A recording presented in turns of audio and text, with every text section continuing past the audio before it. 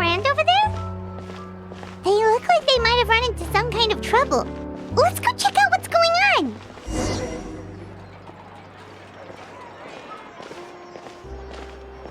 on.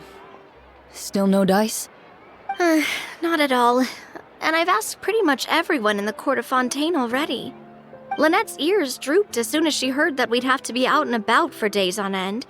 And Fremine, he hid himself under his helmet as soon as he realized there'd be people around that he didn't know.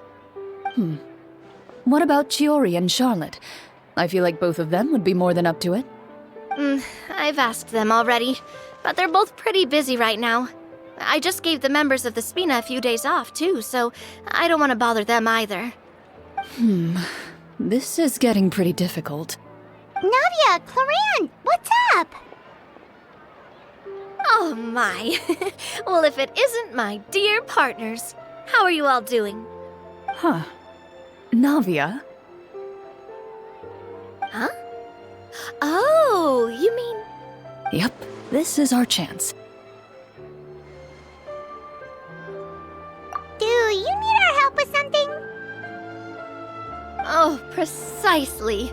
My dear partners, we've got a huge problem right now that only you can solve. Whoa, for real? Absolutely. We've already exhausted all our other options. Traveler, Paimon, would you join us and play Marechaussee Hunter Judgment Day? Marechaussee what now? It's a new game script by the Tabletop Troupe, a local roleplay adventure club. Ever heard of the Tabletop Troupe? They put out games that allow you to participate in a story and roleplay characters with your friends. Oh, I've loved their stuff ever since I was a kid. That sounds super interesting. Clorand and I are both veteran members of the club. Recently, someone came up with a new script and was looking for people to help playtest it for them. And when they asked, of course I couldn't refuse. I mean, come on! A brand new script? Nobody has ever played it before.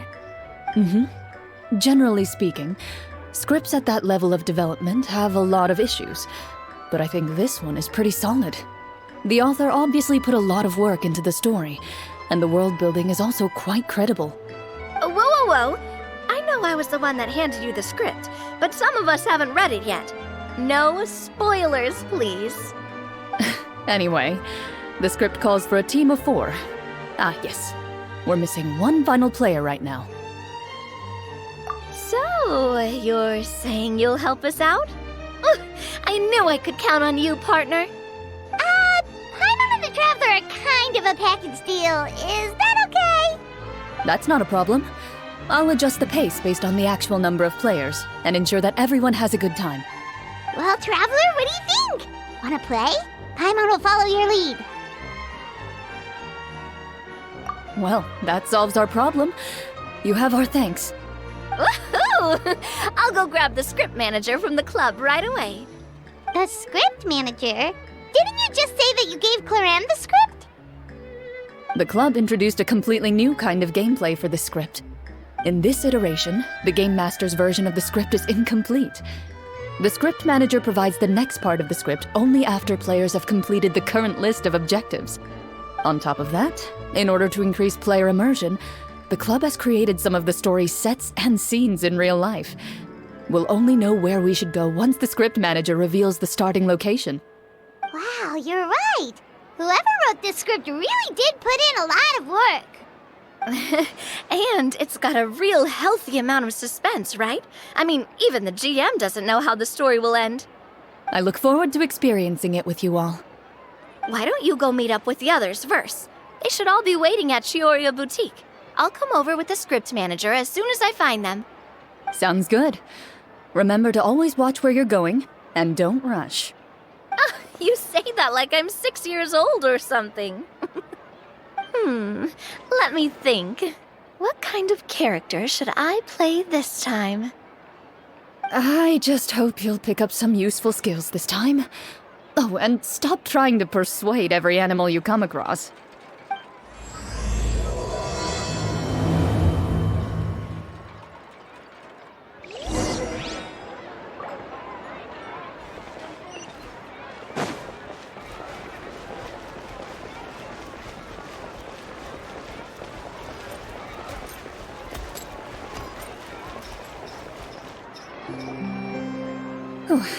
Sorry to keep you waiting. Ah, you're back! Huh? And you've got the Traveler and Paimon with you too! What a pleasant surprise. I assume you'll be joining us for the game then? Linny, Farina! Paimon didn't know you were playing too. Are you also members of the tabletop troupe? I'm more of a casual member if anything. I haven't taken part in many formal club activities. Lynette Fremine and I play something similar at the Hotel Bouffe Tété sometimes, but I'm usually the GM. Still, I'm sure it'll be fun being a player for the first time. I'm looking forward to it. Well, I'm not a member of the club at all. Claran simply woke me up first thing this morning, said there was a good script worth experiencing, and asked if I wanted in. If you're interested, I can give you a referral. That should give you a 40% discount on membership fees. I think I'll wait to see how this experience plays out first, especially when it comes to the quality of the script. If it's sufficiently fun, then I'll join. Do you participate in a lot of tabletop troupe activities, Clarine? You could say that. She's actually one of the few senior game masters of the troupe. Ah, right. I knew about that even when she was still my subordinate. It's nothing. Really, just a small hobby of mine. Wow. Paimon's so used to seeing you be all upstanding and intimidating as the champion duelist. It's kinda hard to imagine you role-playing with a bunch of friends. Surely you jest. I would never intentionally make things difficult for my players.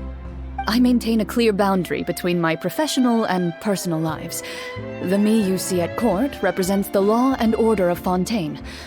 I put all personal feelings to the side and grant a fair duel to all who seek to defend their honor.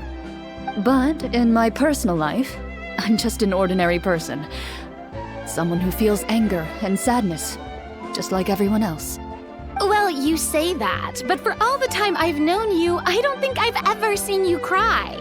I've seen you get angry, sure, but now I'm wondering whether you were actually mad or if it just looked that way from the outside. I was probably in work mode during those times. Is that so? Well, in any case, I just feel like even in your personal life, you don't get emotional very often. So you want to see me cry? That might be a little difficult. A show of anger, though, that might be something I could accomplish. No, that's not what I meant.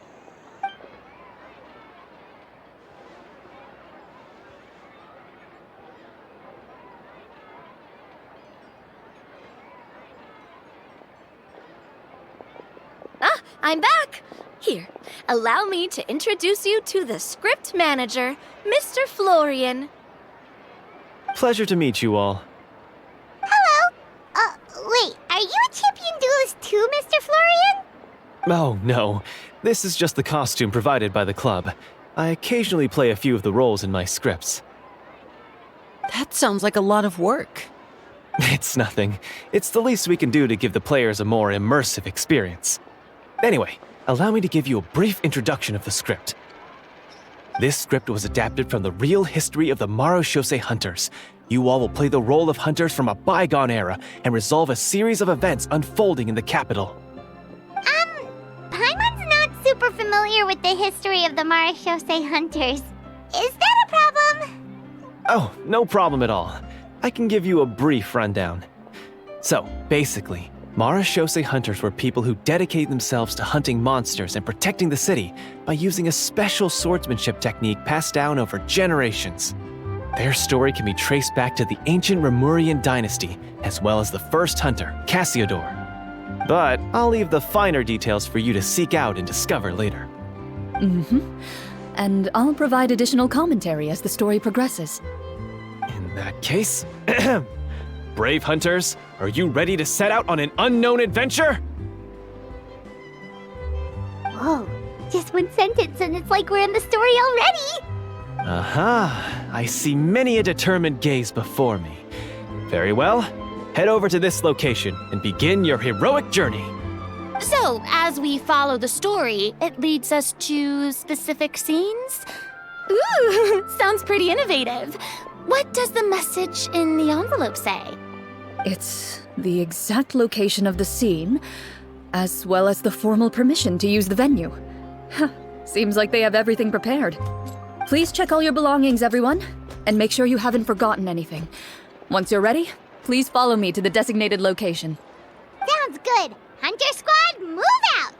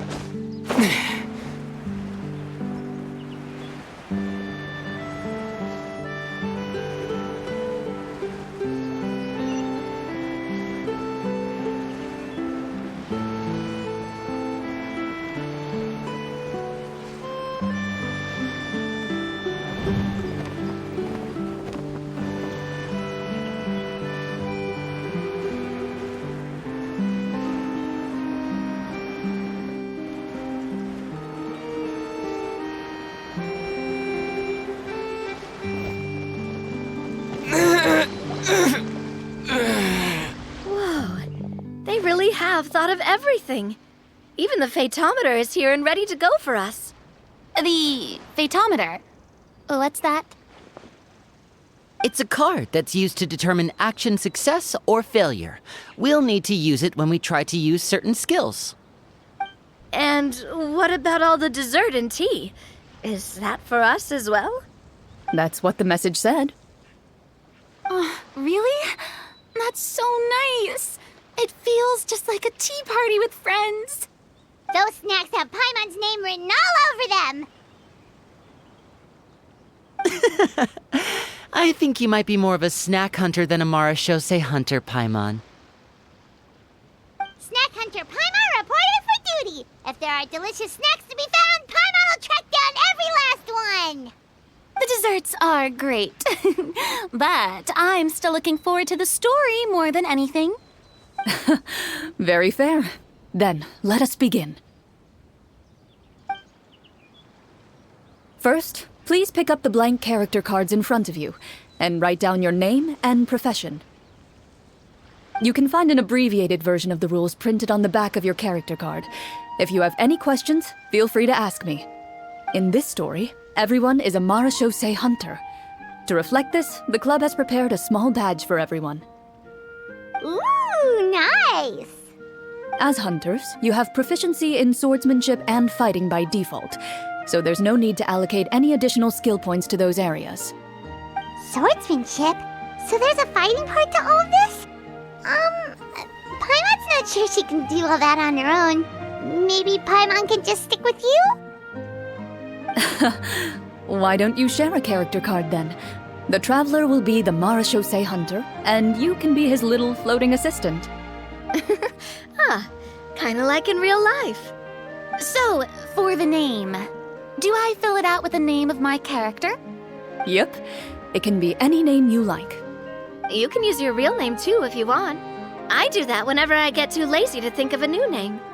Oh, so it would be like experiencing a different life, but still as yourself. That's not a bad idea. In that case, I think I'll continue to use the name Linny then. Next up is the skill sheet. You have a limited amount of skill points that you can use to learn a number of skills. The more points you invest in a particular skill, the easier it will be to pass associated checks. I'll take persuasion and investigation. Those are must-haves when it comes to missions like these. Oh, those skills sound like they'd be useful for gathering intelligence. Good idea, Navia! Just as expected of a veteran player. So, should we also take those skills then? Not necessarily. Since we're working together as a team, we could leave the negotiations to Navia and use our skill points to pick up other useful skills.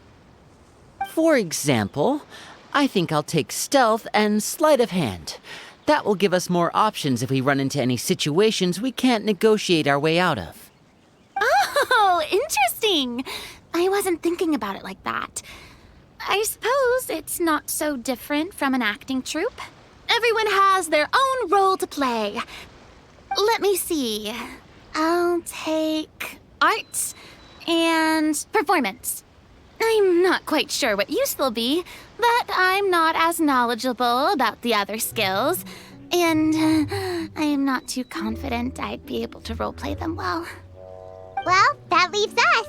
What do you want to learn, Traveler?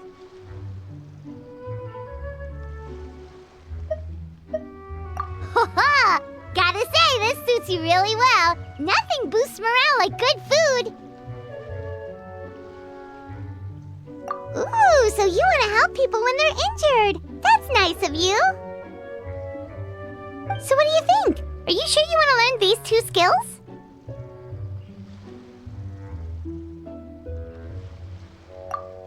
Let's see. Oh, looks like you each have enough points to choose one final skill. You've all picked such classic skills. It's fine to go a little bit out of the box, you know. Why do I get the feeling she's getting ready to cause trouble? For example, this one here. Summon. Doesn't it sound super mysterious and cool? Oh, I saw that one just now as well. The description says, this skill can be used under certain circumstances to summon characters or creatures that fit the script's world-building rules. The script's world-building rules, huh? But how are we supposed to know what a Marashose hunter can summon? Oh, that's not for us to worry about, my friend. Just learn the skills that interest you, and the GM will take care of the rest. All right, you've convinced Paimon. Let's learn summon then. Paimon can't wait to see what kind of thing shows up. Well, now that everyone's more or less finished creating their characters, we can begin. Since two of our players are doing this for the first time, though, let me ask. Would you like to play on easy mode or authentic mode? What's the difference between the two? Well, in role-playing games, the story sometimes changes based on the decisions of the players and the results of the fatometer. For example, if you fail a check, that means you cannot use the target skill in that scenario. A critical failure may even result in further negative consequences. If you choose to play in authentic mode, every time you elect to use a skill, you'll need to use the fatometer to see whether you succeed or fail, and face any consequences that may follow. If you choose easy mode instead, every check will be successful by default, and you won't have to worry about luck playing a factor.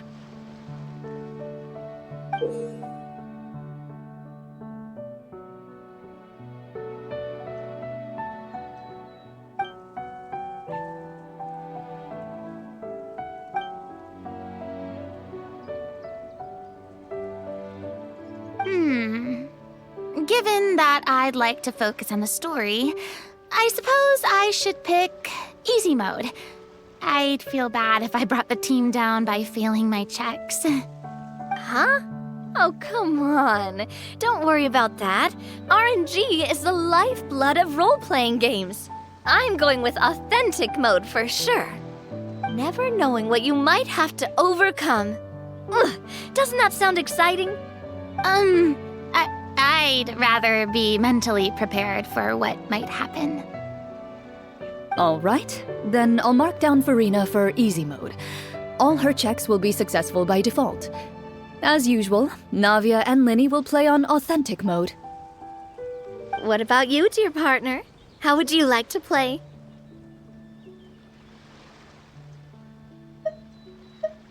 Are you sure? Trust me, you'll see the beauty of RNG.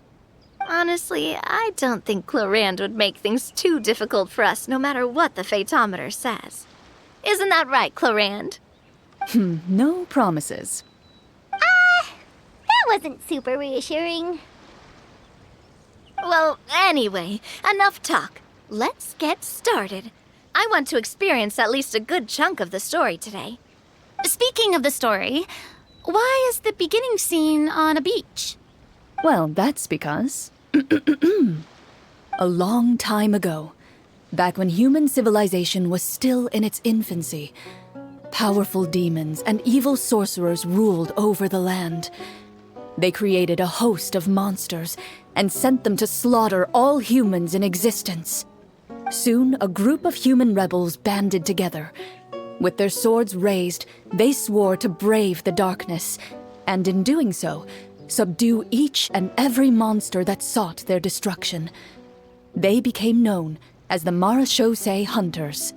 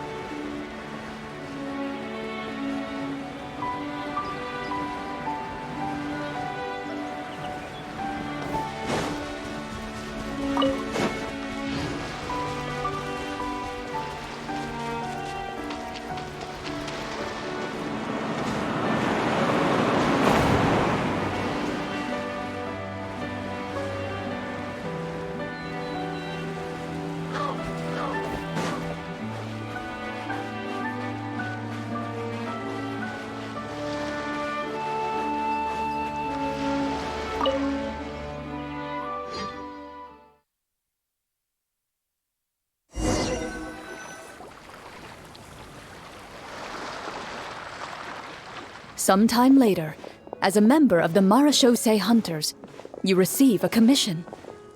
Following the address provided on the message, you take a boat and arrive at this strange city. As you inhale, you can taste the slightly salty air of the docks as you begin to survey your surroundings. There aren't many people in the vicinity, but you do take note of a few others who, like you, seem to be sizing up this place. Your eyes meet, and you realize these people are fellow Marechaussee Hunters, likely led to this location after receiving the same commission as you. You're all Marechaussee Hunters too, right? Allow me to introduce myself. The name's Navia, monster hunter by trade and helpful neighborhood businesswoman on the side. What say you to traveling together? We can help each other out on the road. Okay, count me in. My name is Linny. I've been wandering since I was little and picked up a few less than legal tricks along the way. I was adopted by a Marechaussee hunter and later chose to follow in his footsteps. Is this where you introduce your character to everyone? It sounds like they've done this dozens of times. My name is Farina, and, I grew up in a noble family. I always had a strong interest in performance and the arts.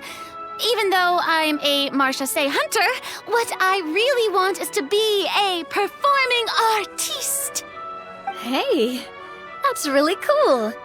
You can do it, Farina. That's exactly how it's done.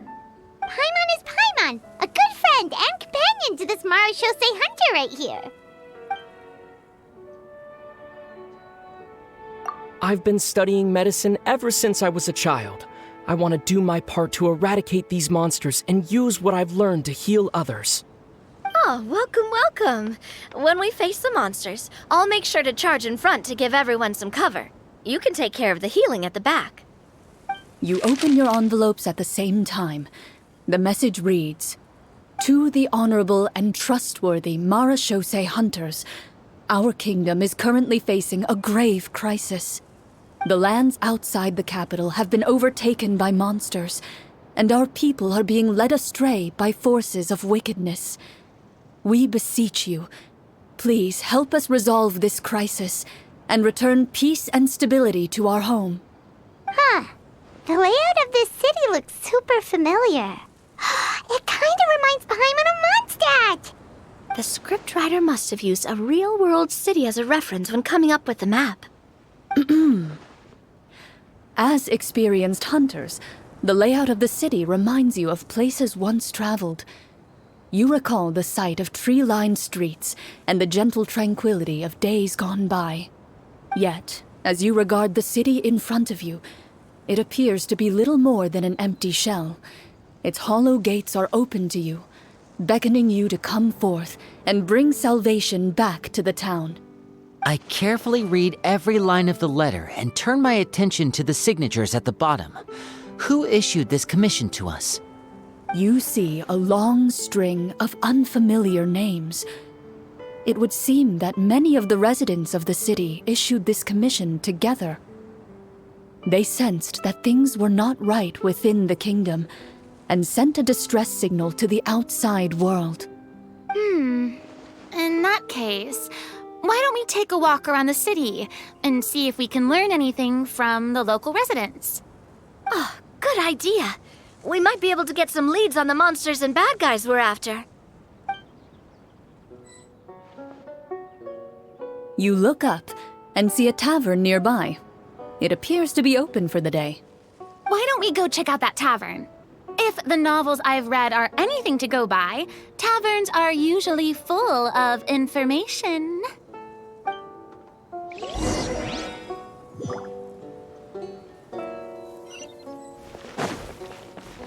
As you approach the tavern, you find a plainly dressed woman standing nearby. She appears to be rather troubled about something.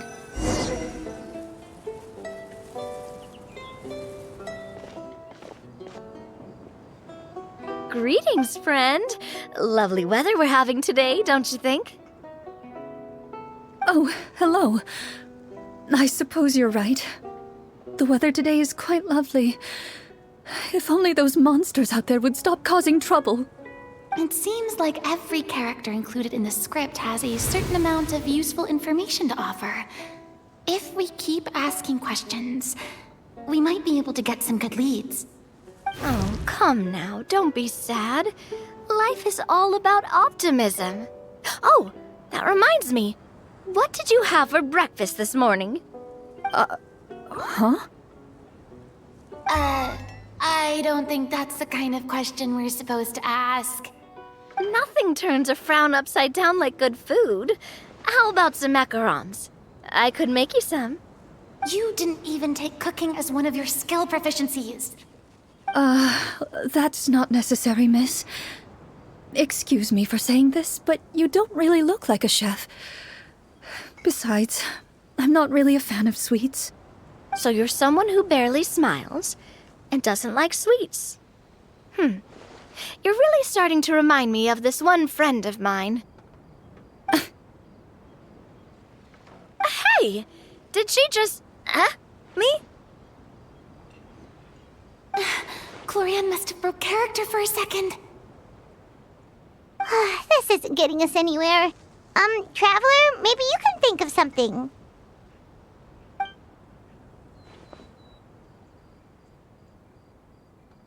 Are you sure? In that case, please refer to the fatometer.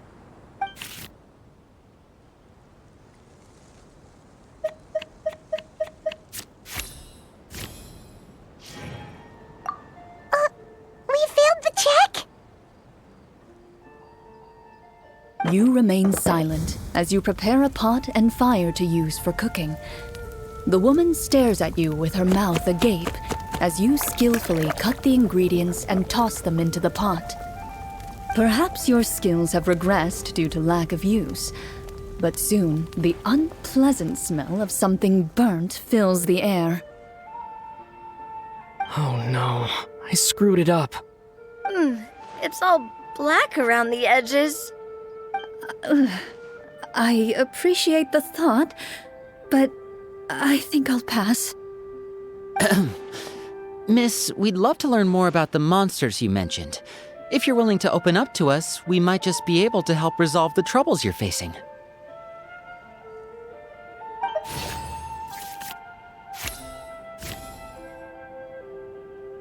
You weren't even the one that learned persuasion. My troubles, you say? I'm not sure they're so easily resolved, but I suppose it wouldn't hurt to share them with you. A horde of monsters suddenly appeared near the capital recently, so all the guards were dispatched to fight them.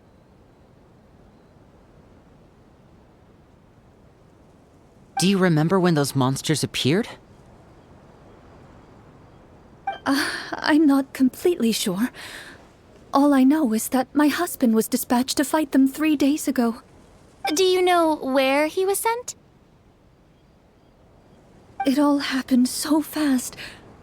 When we said our goodbyes, he couldn't even tell me where they were sending him. You have our thanks, friend. We'll find and defeat those monsters as soon as possible. We sincerely hope your husband will be able to return to your side soon. Thank you. Don't worry. We'll find him. Just try to remain optimistic and wait for good news. We don't always get to choose what happens to us. But we do get to choose the little things, like what we eat and how we respond to the things life throws our way. I hope that one day, you too will recognize the power of something as small and inconsequential as a delicious dessert. I'll do my best. You bid farewell to the woman, and continue your journey further into the city.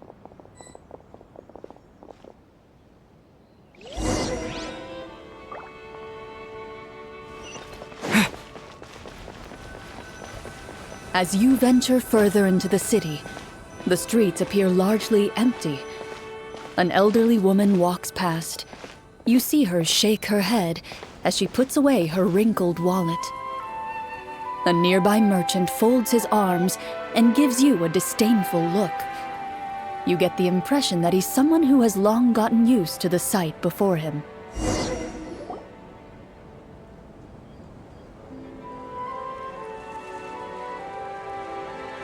Although he doesn't seem very friendly, merchants are usually a good source of information, right? Pardon me, sir. I'd like to ask a question if I may. That depends.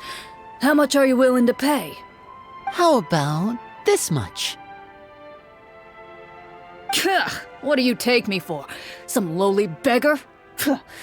You can't even buy half an onion with that amount.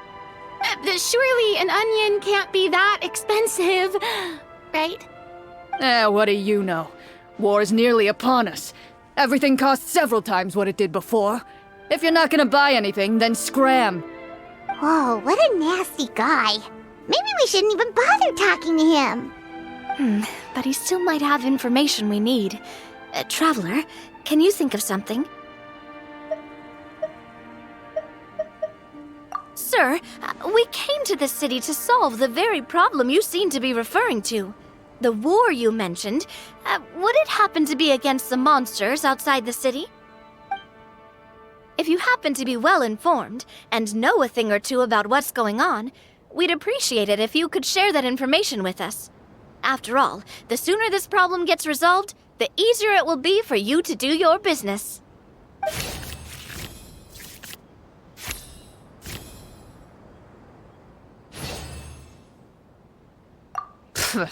Well, things are basically as you said, young lady. Those monsters are camped outside the city, and they've been destroying all our trade routes. We have limited reserves within the city, so if this continues, we're all gonna be in big trouble. Wait, you're saying no one has put a plan in place to distribute supplies or maintain order? We could all starve and those nobles in the palace wouldn't even break a sweat. Who knows? Maybe they've been in cahoots with the monsters all along. That is concerning. All right. That's all the information you need, right? Off with you now. I've still got business to do. You know, if you smiled a little more, you'd definitely get more business. And I bet that would make your life just a little bit sweeter. I'm not saying it's guaranteed to work. It's just a tip.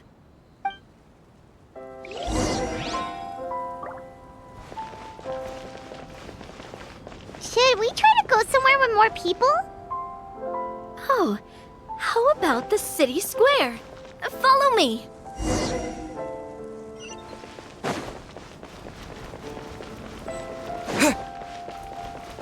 Before you lies the city's central square. You see a man with a slightly anxious look on his face, pacing back and forth, his head hanging low. He doesn't seem to notice your approach. Still immersed in his own thoughts, he shakes his head and lets out a long sigh. This guy seems promising enough. Maybe I can get some information out of him. Hello, sir. Is there anything I can do to help you? Wait, you're... I'm... Oh, dear goodness! You're a Marashose hunter! You recognize us? Are you one of the people who wrote the commission letter? Yes! Oh, I didn't expect you to actually come. Oh, what great news! The city is saved! What happened here? Alas, we once lived comfortable, carefree lives. This city used to be free of monsters. The first Marashose hunter, Casiodor, the Golden Hunter, he was the one who drove them back. However, monsters have once again surrounded the city. Perhaps the seal that kept them at bay has lost its power. Or perhaps an evil sorcerer has been meddling in our affairs.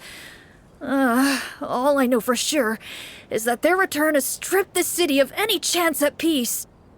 Are there not enough soldiers to drive them out? It's not a question of numbers. The guards simply have no idea how to deal with them. Most people my age have never even seen one of the monsters, much less been trained to fight against them.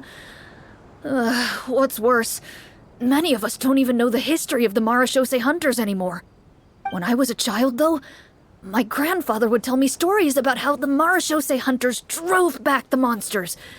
So, on the off chance that something might come of it, I decided to reach out to you. To be perfectly honest, I was starting to think all those stories were just tall tales. But now that I've seen you in person, I finally know that it was true! Well, you can rest easy, friend. The righteous and formidable Marashose hunters are on the case. The man is touched by your determination and resolve. His eyes begin to well with tears of relief. Still, if we are going to hunt the monsters, we need to know where to find them. Can you give us any leads? All I know is that the area outside the city is dangerous. I'm afraid I can't point you toward a specific location. Oh, although, if you leave the capital through the main gate and follow the road, you should run into a group of guards. They might know more about where to find the monsters. I see. We'll go look for them then. All right, be careful. Oh, and one last thing. The monsters outside the city are just part of the problem. There are evil sorcerers inside the city as well, so be on your guard. They're actively working with the monsters, and have corrupted the court ministers with malicious magic. They're the reason why, even inside the city, everything has been a giant mess. Even one of our kindest ministers has turned into a boorish and unreasonable figure, interested in nothing but enacting laws that exploit the people. Who knows how much longer we'll be able to go on like this. Talk about being stuck between a rock and a hard place. I feel bad for him. Maybe we should try to cheer him up? Hey, not everything can be solved with food. I appreciate your kindness, but for now, it's more important to focus on the crisis at hand. Brave hunters, I leave the future of this kingdom to you.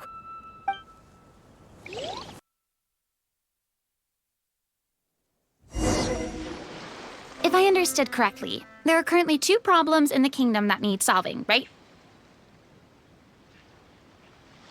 Exactly. We need to defeat the monsters outside the city and take down the evil sorcerer stirring up trouble from within. But which problem should we tackle first? Well, this seems like a good moment for a break. Take some time and discuss what you want to do. Let me know when you've made your decision. I really didn't expect the people in the city to keep us at arm's length like that. I totally thought the hunters would be treated like heroes. Well, Clarence said the script took cues from the real history of Fontaine, right? Maybe the real-life Marashose hunters were also treated like that. I wouldn't say it's a perfect representation of history, but there are definitely some similarities. Would you like to hear more about it? Sure. As long as it doesn't spoil anything in the script. You brought up bits and pieces of the hunter's history before, but it was all in passing. Paimon wants to know too! The hunters were super powerful, right? Were they all from a special line of supernatural beings or something? Kinda like the yokai in Inazuma? No. All Marashose hunters were ordinary mortal fighters. The only thing that set them apart were the special sword techniques passed down over the centuries. Huh? So you mean anyone could become a Marashose hunter? In theory, yes. All you would need to do is survive the rigorous training and master the swordsmanship techniques required to fight the monsters. Still, most people dropped out at the early stages, and others called it quits the minute they saw a monster in person. To become a hunter, you must be strong in both body and mind. What kind of monsters did the hunters fight exactly? Oh, and the evil sorcerer the script mentions. Did they exist in real life too? The land of Fontaine once played host to an ancient dynasty known as Rapperia. After that dynasty fell, monsters began to appear, intent on obstructing humans from establishing a new social order.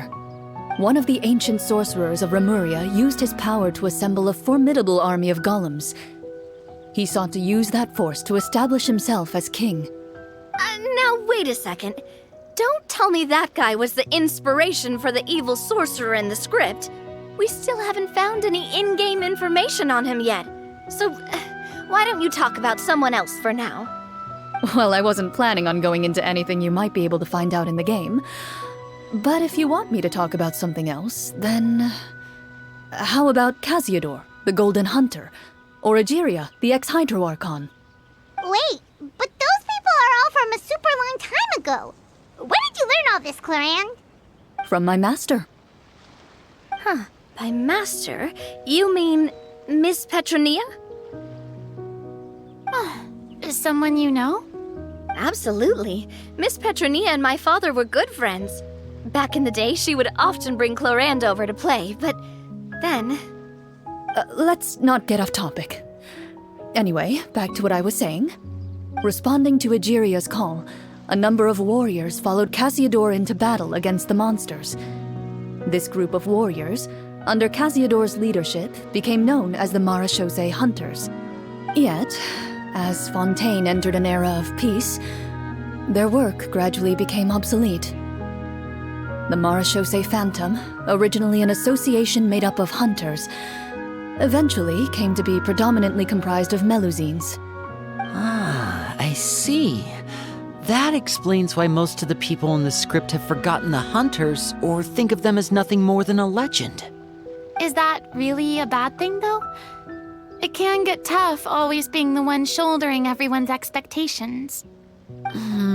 Depends on who you ask, I suppose.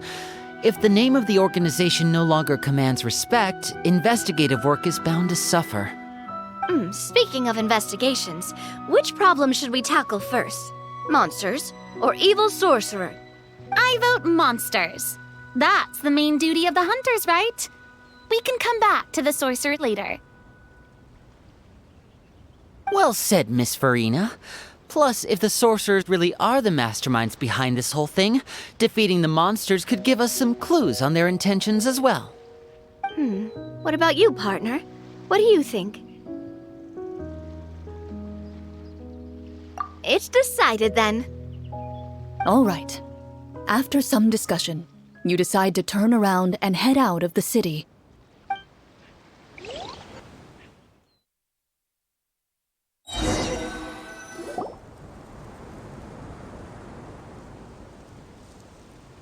Let's take a look around, like that guy said.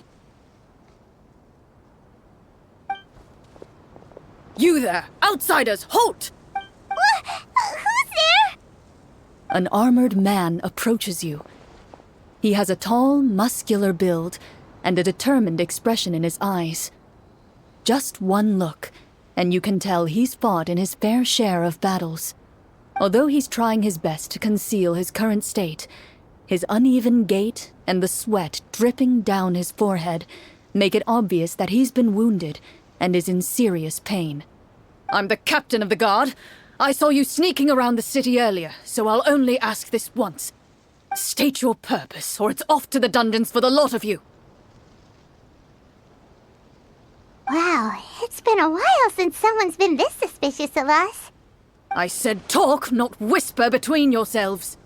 Have you ever heard of the Marchese Hunters? Marachose hunters? Ha! That fairy tale, you mean? What, do you expect me to believe you're one of them?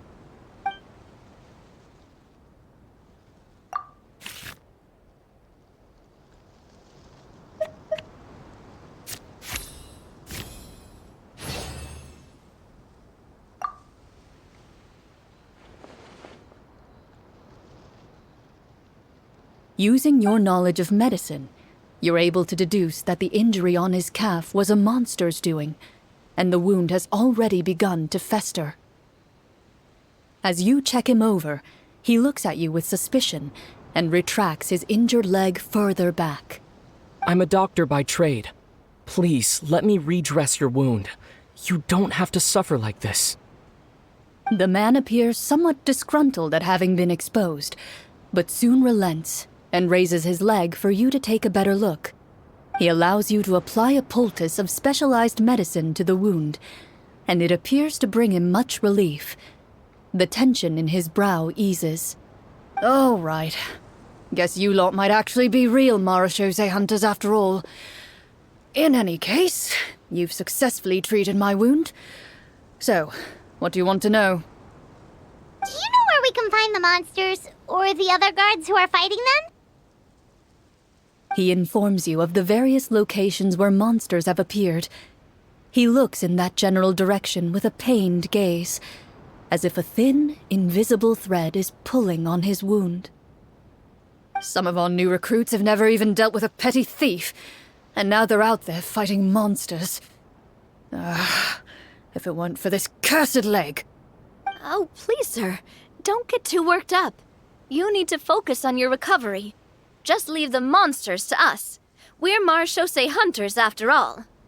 Hearing you say that, a glimmer of hope flashes in his eyes. But it disappears almost as quickly as it came. Those monsters aren't easy to deal with. But if you insist on going, I won't stop you either. I just hope all the guards will be able to come back to their families alive. I wish you the best of luck.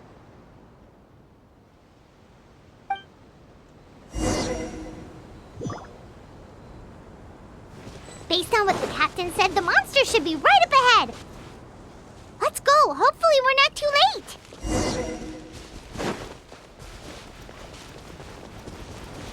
As you approach the battlefield, you see numerous people lying by the side of the road. They appear to be dressed like guards. Their faces are filled with desperation and terror. Some are screaming and cursing in vain, as if still trying to banish the monstrosities they saw from their minds.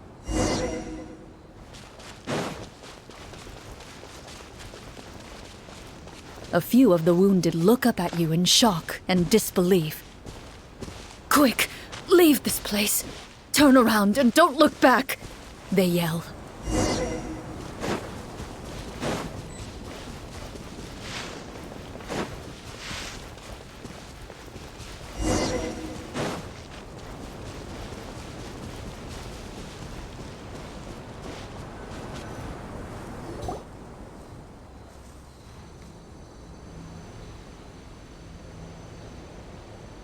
This is the place he mentioned, right?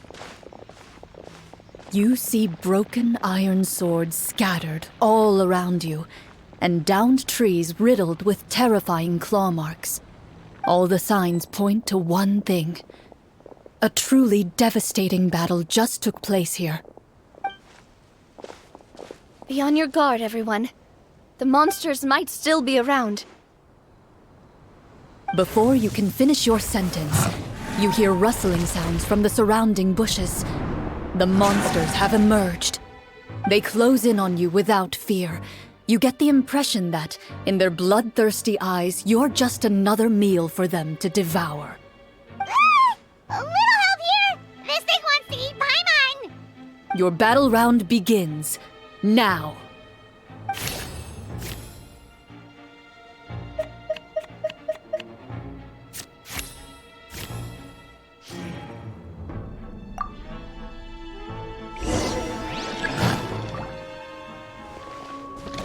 Bombs away! Let the world collide! A round of applause! A proper send-off from the stage. The next battle round begins now.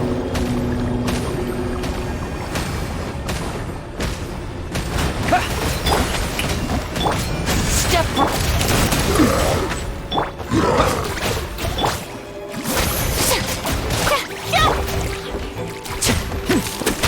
Watch out!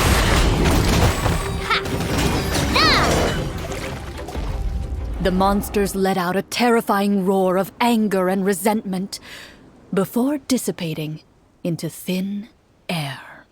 Oh, thank goodness it's over. We're lucky the Marashose Hunter class came with all those preset skill points.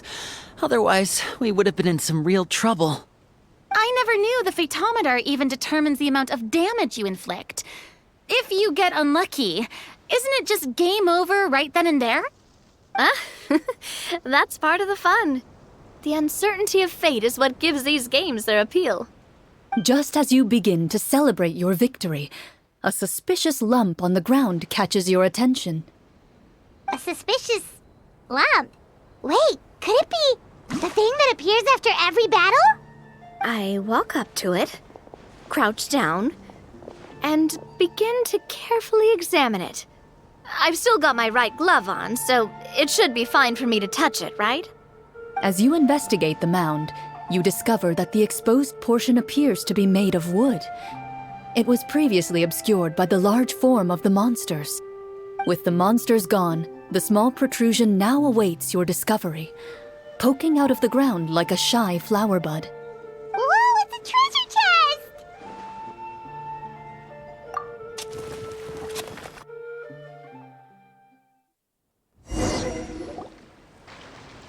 With everyone's help, you successfully excavate the wooden chest from the ground.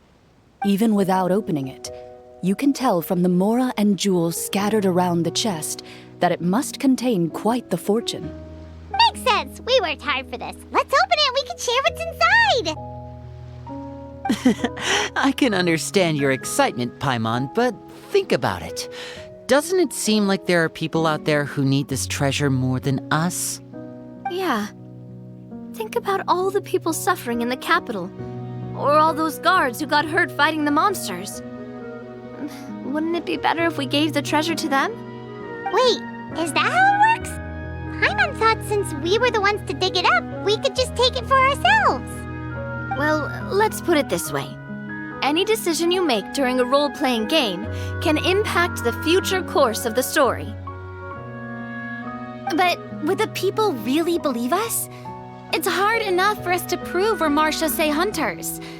What if they think we procured the treasure illegally? They might get even more suspicious of us. That's definitely something we should consider. maybe we can come up with an explanation in advance. Well, if donating it could cause that much trouble, why don't we use it to buy some gear and fill up on good food? Then we'll be ready to fight even more bad guys. Looks like you're facing a difficult choice once again. Well, it's getting late. Why don't we call it a day for now? Wow, where did the time go? I'm not sure if it's because I'm having so much fun with you all or because the story is particularly enticing, but I feel like I could almost keep going. Here, here. Ooh, how about we play through the night? I'm not sure I'll have enough energy for that. Yeah, that won't work for me either. Lynette will give me an earful if I get home too late. I understand how you feel, Navia, but we have to change venues for the next part of the story anyway. Huh? Another location? There's a special note for the GM at the end of this section that says to proceed to an indoor set for the next part of the script. Whoa, they really pulled out all the stops for this new script. Well, even if we end the game for the day, we can still stay a little longer and hear Cloran finish her story, right? Paimon wants to hear more about the history of the Hunters. Something tells me you just want to finish the free desserts before we break for the day. That's just a coincidence, okay? Besides, to Paimon, not finishing free food feels even worse than having to buy her own. And anyway, Paimon really does want to hear more about Cloran's master. Well, It's nothing.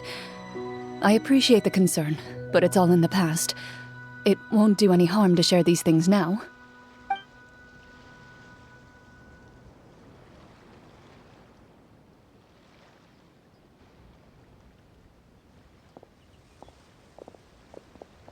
My earliest memories are of living with Master. According to her, she saved me from certain people of ill repute. My birth parents had left me behind some time before that. What a heavy beginning for a life story. Master was a fascinating individual, if inexperienced in the ways of raising children. My first ever toy was a short sword. Although I suppose it wasn't so much a toy as something Master removed from her waist and handed to a noisy child in need of distraction. Oh, wait, so she handed an actual sword to a child? Isn't that dangerous? Did you hurt yourself? Of course I did.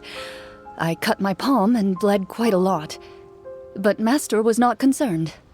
She just stood there and casually lectured me about it. See, that's what you get for not holding the sword properly, she told me. She then crouched down next to me and said, "Give me your hand. I'll teach you to bandage this wound. After that, it's time to learn how to truly hold a blade." Excuse me for asking this, Clorand, but how old were you exactly when all this happened? Probably around, 3, give or take. 3? Isn't that when most kids are still struggling to hold a fork? As I said, Master was rather inexperienced in the ways of raising children. She believed trial and error was the best way to teach a child what they're capable of. I'm not so sure this is a question of experience. I didn't see anything wrong with her ways at the time. And anyway, children don't get to choose how they're raised. Oh, she did bring me back a pet from Liyue once. It was a Geovishap hatchling. A Geovishap hatchling? For a pet? That seems even more dangerous. What she said was this: make sure to get along, you two. If you really can't agree on something, just settle it with a fight. Whoever loses is the real pet. And how old were you when this happened? 5. Well, did you win? No, I lost. So you're saying you actually became the Geovishap's pet? Yes, but only for a week. By the end of that week, I defeated it in combat, and we've shared a cordial relationship ever since. That really doesn't sound like the kind of childhood someone should have. Later on, I gradually understood that Master most likely didn't know any other way to raise a child. She was a marechaussee hunter, but I never heard her bring up her own parents. Thanks to her, I learned how to navigate the forest by the age of 6, and could hunt monsters in the wild by myself the year after that. Even though the training she subjected me to was strict, she always made sure to take me traveling when she had the time. We met many of her friends during those days. That was also how I met Mr. Callis and his family. I still remember the first time we met. You were too scared to join our picnic and hid behind Ms. Petronia the whole time. I still hadn't really met many children my age at that time, so I didn't know how to interact with others. After that, though, you started coming over a lot. You loved challenging people to shooting competitions, remember? I don't think many members of the Spina ever beat you in one of those. I had a lot of fun during those days. I enjoyed them too. Oh, do you remember that one time we went exploring around the Spina together? We overheard Papa call your master Fontaine's Protector of Justice. We tried to pretend like we never heard anything, but you nearly let it slip that one time.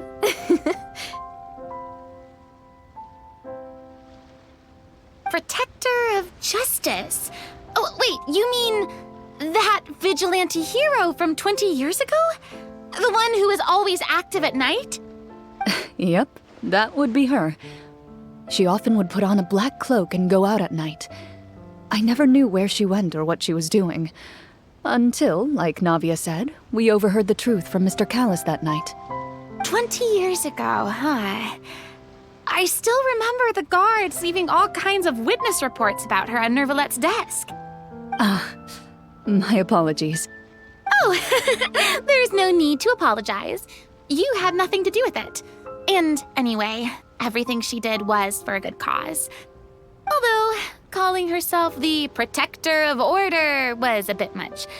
Especially when she deliberately operated outside the law. Huh? When did the Protector of Justice become the Protector of Order? Oh, she had a bunch of code names. I heard she would just come up with a name on the spot whenever she was asked. Later on, she probably got sick of answering those questions and decided to stick to just 2. The Protector of Justice and the Protector of Order. That sounds like her, all right. I bet she forgot which of the 2 she'd use by the time she got back each night. Well, she certainly sounds like a fascinating individual. With her strong sense of justice, it's no surprise her student followed in her footsteps. It's true. I always wanted to become like her. Someone powerful, independent, and with a strong sense of conviction. But...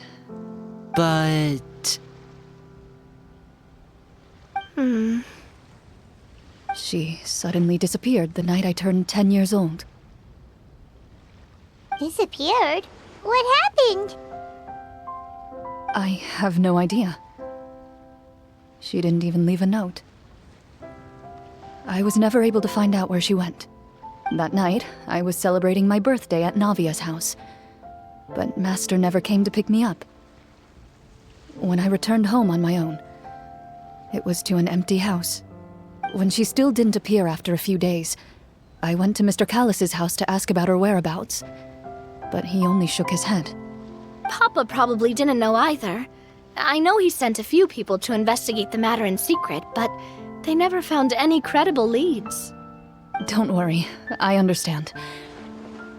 To be perfectly honest, given Master's personality and way of doing things, it all made a lot of sense. If I had to guess, I'd say she probably used it as an opportunity to force me to become independent.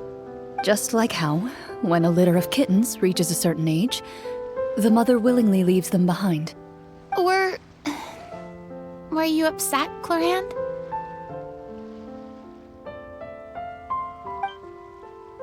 I was at first, but not anymore. I don't believe Master would suddenly disappear for no reason. There must have been something she just had to do. Well, despite everything, you still managed to follow in her footsteps and become the greatest champion duelist in all of Fontaine. You're practically a living symbol of law and justice. I suspect my position would be far too by the books for her.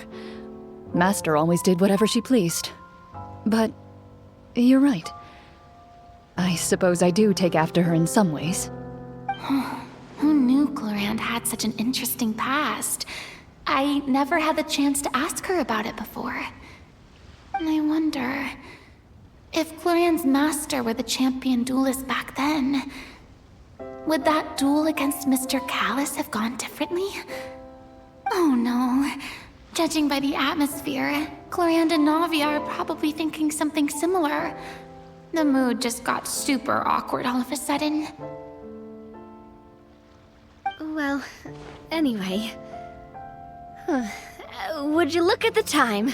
It's getting dark, so we should probably call it a day for real this time. If we keep talking like this, we really will be here all night. I had a great time today, Miss Clorand. Thank you for being our GM. Anytime. The script was good, but I've got to say, your childhood stories were even better. Hey, you should tell us more about that fight against the Geovishop sometime. Maybe your master was onto something. You could be right. What does she mean, onto something? I certainly don't know any 5-year-olds who want to fight a bishop in their spare time. Guess I'll head back as well. I need to save my energy if I want to continue enjoying the story tomorrow. You're that excited to hear about my fight with the bishop? I was talking about the script.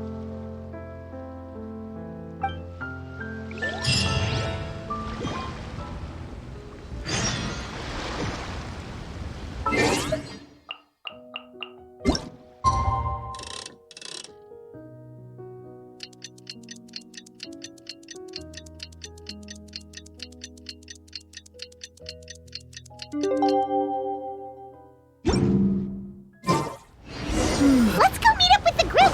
Paimon's really looking forward to today's story.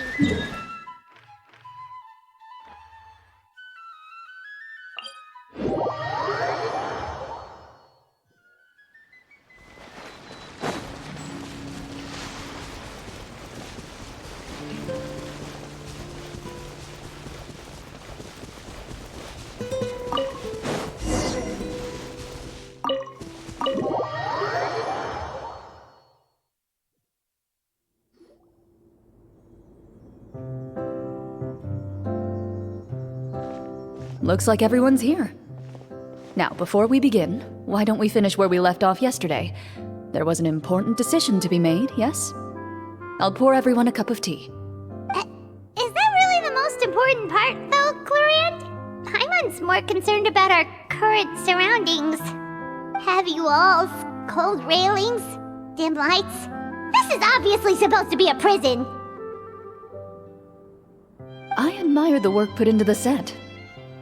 Still, it's obvious the scriptwriter has never paid a visit to the fortress of Maripede. So this set is going to be a part of the script? Unfortunately, that is something I can neither confirm nor deny. Anyone think Clorand's smile is starting to look kinda scary? Well, whatever happens, we'll just have to push on. But first, we should really figure out what to do with this treasure. If we're worried about arousing suspicion because of our identity, why don't we give ourselves a different name, just like Clorand's master did? Yeah, it might be better to keep a low profile. As long as we're helping people, it doesn't matter who we are or what we're called. Staring at me won't get you anywhere. Or did you want some more tea? Oh, Paimon's good. Thanks. Why aren't you saying anything, Navia? Wait, what's that next to you? Oh, this is the short sword Clorand mentioned last night. I found it. Huh. I'm surprised you managed to track it down after all this time. Well, I made sure to take good care of it, considering the circumstances in which you gave it to me. Of course I had to keep it safe. Anyway, where were we? Oh, right. I was just thinking about all the potential ways for us to break out of prison. We could dig a tunnel, or try to bribe the guards. Wait, we haven't been thrown into prison yet, have we? Well, it's only a matter of time. It pays to be prepared. Just like how you should always have an umbrella on hand, even when it's sunny.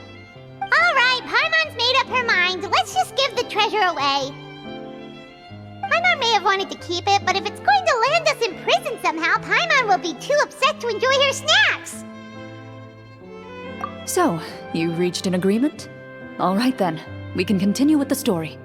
Oh, and we'll collect all the scattered pieces of treasure on the ground as well. All right. You collect the treasure and make your way back to the capital with your bag of loot in hand.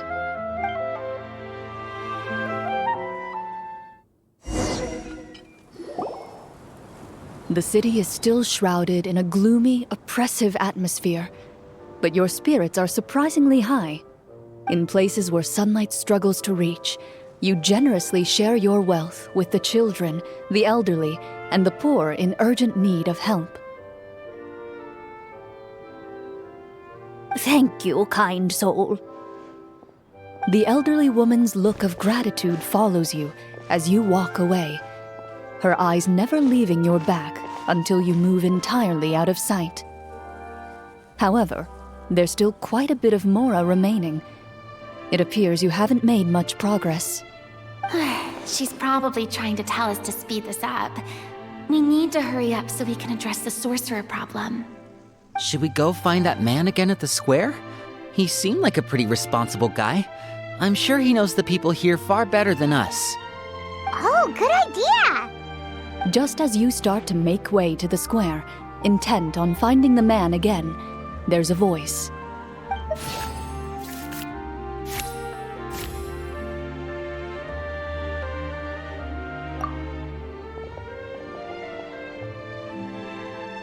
Please wait, distinguished guests. Several strange guards suddenly call out to you. They run forward to meet you and proceed to politely pay their respects. Greetings, gentlemen.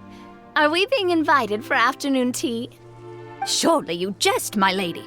That would not be our place. It is His Excellency the King who requests to meet with you.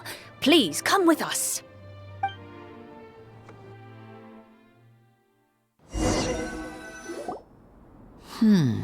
Do you think this could be a trap? Well, we have to investigate the court at some point, right? Meeting the king himself would be a fantastic opportunity to do that. I say we go for it. If something happens, we'll just turn the whole place upside down. That sounds a little intense. After a quick discussion, you nod to the guards and agree to follow. They lead you all the way to the audience hall of the palace. Gilded tables line both sides of the hall. The space itself is adorned with all manner of expensive antiques, glass shelves, and silver candlesticks. The items appear quite ordinary in size and dimension, yet their presence somehow makes the emptiness of the hall feel even more surreal and ominous. Wow, it's so luxurious! The elderly king, clad in a magnificent robe, sits upon the deep crimson throne before you. He wears above his head a majestic crown, with a gemstone the size of a bird's egg set right at the very front. As you observe it, you see a complex pattern of light reflect off its surface. Ahem! They're here, Your Majesty. A man dressed in dark clothes, likely a minister, shields his mouth with his hands and bends down to whisper a few words to the king. After a moment, he lowers his hands and stands back up. His gaze shifts to fixate on your group, but he does not move from his place at the king's side. The king does not appear entirely aware of his surroundings. The man by his side, though. We should keep a close eye on him. The king remains still and says nothing. The minister is the one who speaks. Esteemed guests, allow me to thank you for coming to our faraway kingdom. Unfortunately, His Majesty the King finds himself quite exhausted from work. So please allow me, his Prime Minister, to welcome you in his stead. I've heard tell that your group, the Marechaussee Hunters, used your exceptional ability with the sword to repel the monsters near the capital. Such a great deed deserves to be rewarded. However, seeing that I was not fortunate enough to observe such a feat with my own eyes, you'll forgive me for seeking to verify the truth by speaking to you myself. Well, we've got nothing to hide. You brought us here to talk, right? So we'll just explain what happened.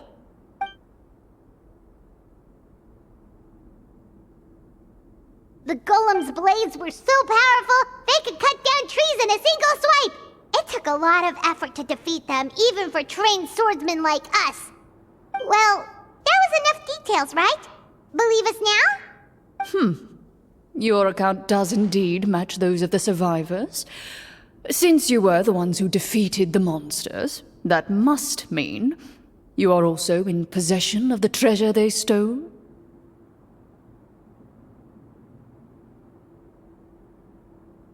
Well, we did take the treasure, but... How did he know about the treasure? Then I must ask that you return it at once. It belongs to the kingdom. Wait, but didn't you just say that our great deed deserved a reward? Shouldn't the treasure be considered a part of that? Yes, that was indeed what I said. But you seem to have forgotten a very important distinction. Only that which is freely given by the king can be considered a reward. Taking the rightful wealth of a kingdom without said permission, on the other hand, is a crime. But that's completely unreasonable. Yeah, that makes no sense! If it weren't for us, the treasure would still be buried underground somewhere! Maybe so, yet the fact remains. You tried to dispose of the treasure without reporting it to the court and without receiving permission, yes? What, no answer? Surely you're not insinuating that you, a group of legendary Marechaussee hunters, sought to take the treasure for yourselves? Well, what about the king? Is he just gonna let this guy talk for him the whole time? Clad in his magnificent robe, the king remains seated, with his hands resting on either side of the throne. His posture is rigid and unmoving. He stares forward with an empty look in his eyes, completely unmoved by the events before him. From the look of things, could the Prime Minister be the evil sorcerer? Or could both the King and the Prime Minister have fallen under the evil sorcerer's control? I would like to observe the number of guards stationed in the hall. The guards in the palace appear fully armed, their expressions solemn. Sensing the tense atmosphere in the room, they stand at the ready, each with a hand placed upon the hilt of their sword, as if prepared to draw their weapons and surround you at a moment's notice. Well, there goes my plan to turn the whole place upside down, I guess. It appears we've been visited by nothing more than a group of ill-intentioned imposters. What a pity. Guards, take them away and throw them in the dungeons. Before I decide your fate, however, I must first determine whether you have any accomplices outside the court. Can't we try to slip away? Or maybe start some kind of riot? But if we try to fight the guards right now... Don't worry. At least we figured out who's behind all this. Let's just play it by ear. If you're scared, Paimon, just hold my hand. Thanks, you guys.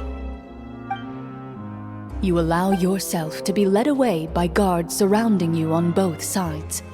It's only when you begin to feel drops of water falling from the dungeon ceiling and smell the stench of death and decay all around you that you finally realize you've stepped into a completely different world. Stay here, and don't try anything funny. The guards lock the cell door and leave without looking back. Wait, sir! Your voice echoes through the dark hall. But the only response you receive is the sound of water dripping from the ceiling. No! What should we do now? Carve out a new path of fate with our own two hands, of course. I draw my weapon. You reach toward your waist, but find nothing there. You now recall that your weapons were confiscated before the guards locked you in the cell. The bag of treasure along with them. What about that knife I hid in my boot? When did you hide it in there? When I was thinking about digging a tunnel.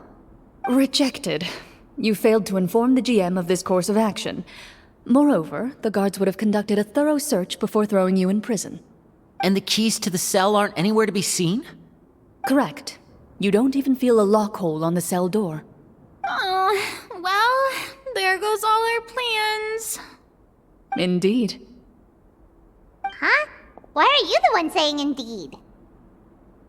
Because that statement holds true for me as well. This is where the script ends. What? But that's a terrible ending! Generally speaking, this should be the point where the scriptwriter gives the players some kind of hint, or gives the GM some kind of code for how to move forward. I mean, maybe they just really wanted us to be immersed in the feeling of being in prison? Like, they'll only show us the way out once we've grown truly and utterly desperate? That is a possibility. If only there were desserts and tea in real prison.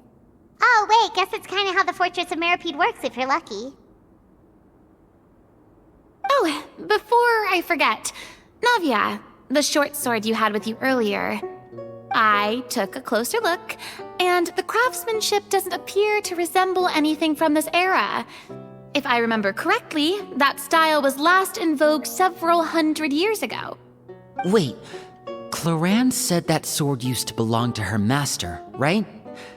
Does that mean her master has been alive that long? I doubt it. The way she went about things often made her seem childish more than anything. I'd say the sword was most likely an heirloom passed down over time. Hang on. A precious heirloom passed down to you by your master. And you gave it to me just like that? You weren't worried I might lose it? Master left many things to me when she disappeared.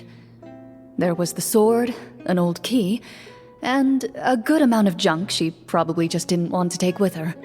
I gave you the sword back then, because I didn't want our friendship to end. Wait, when did this happen exactly? After the duel. Between Mr. Callis and myself. Before that, Clorand would have meals with us and even stay over at the Spina some days. She was on great terms with Papa as well.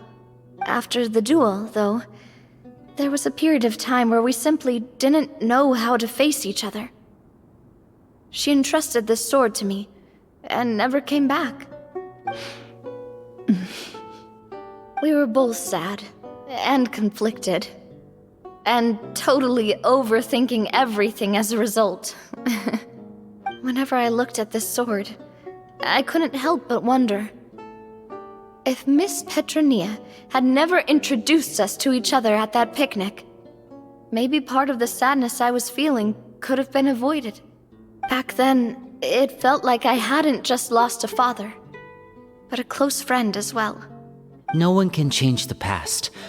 The most important thing is that you two found your way back to each other and can enjoy things like this together. Yep, you're right. I'm sorry, you two. I didn't mean to bring up any sad memories. Think nothing of it. No one here is at fault.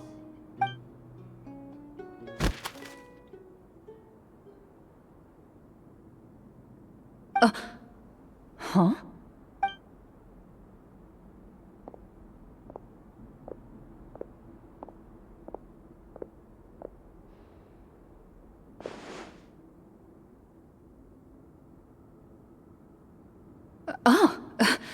Looks like the next part of our script is here. Perfect timing. The situation was really starting to get desperate. And not just because of the prison thing. From Corinne's face, Paimon really can't tell if it's good news or bad news. Water continues to drip from the ceiling. In this lightless dungeon, you lack a reliable way to tell how much time has passed. Eventually, you get used to the unpleasant odor of straw, mold, and rust, and find yourselves alternating between fits of drowsiness and despair. Suddenly, you hear footsteps outside the door. Heads up, everyone. Someone's coming. Gather close, everyone, and keep your voice down.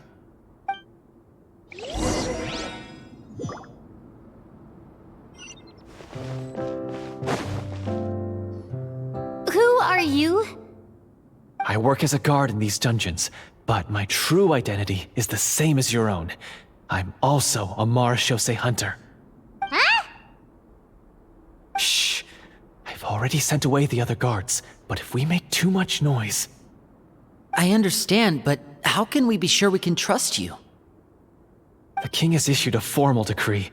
In light of the irrefutable proof of your crime, you're to be executed before tomorrow's sunrise. If you want to escape, it has to be now. Executed?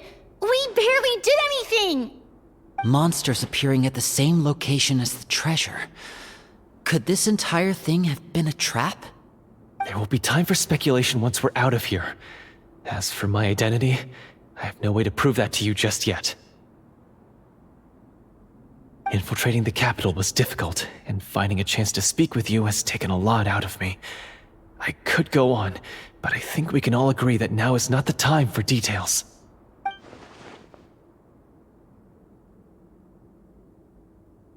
Have you seen our weapons anywhere, sir? Don't worry, I brought them with me. They're just behind the door. Still, these weapons alone won't be enough to defeat the true enemy behind the scenes. His faction is too powerful. The guards are all under his control, and he's even stationed a number of golems in various rooms throughout the palace. To defeat him, you must find a secret vault. It is said that within that vault, the marechaussee hunters of the past left behind a treasure with the power to defeat the sorcerer. You're not coming with us? No, I'll remain in the dungeons to deal with the guards. I'll try my best to distract them so they don't go after you. As long as my identity is not revealed, I'll be able to aid you when the final battle comes. In that case, please stay safe. Thank you for your concern. I will do my utmost. As for the location of the vault, here, this map should lead you there.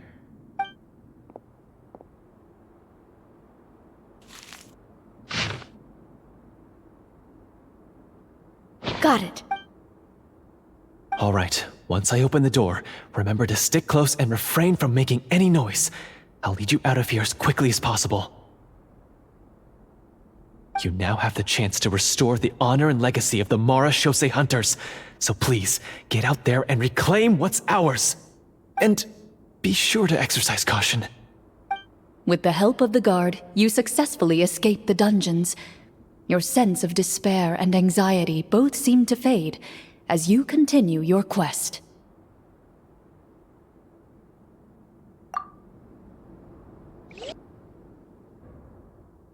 Wait, we didn't get to use our skills at all while we were in prison. Who knows when we're gonna get the chance to use that cool summon spell?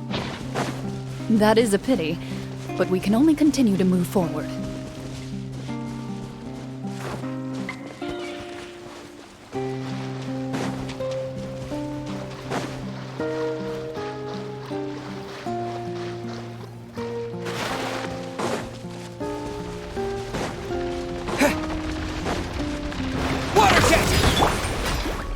Odds revealed!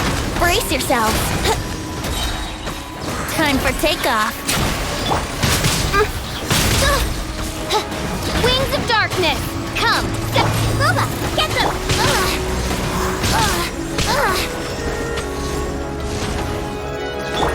No rest for the...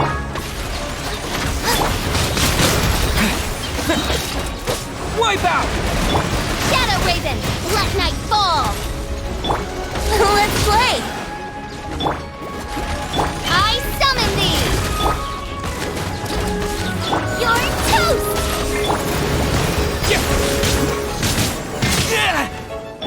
Think you can get away?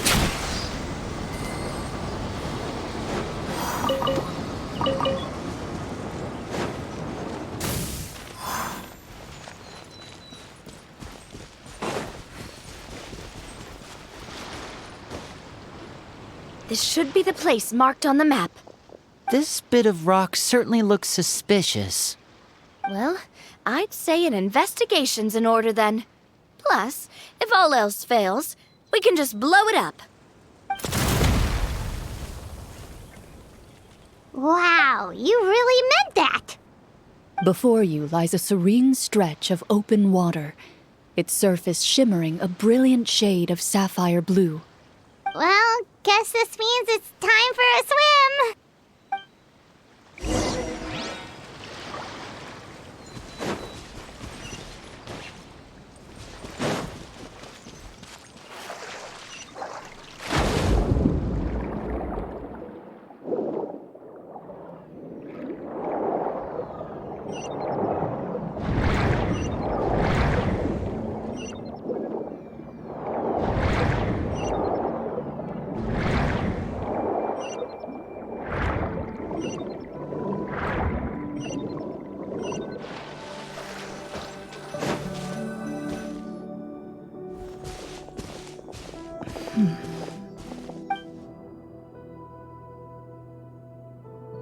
What's the matter?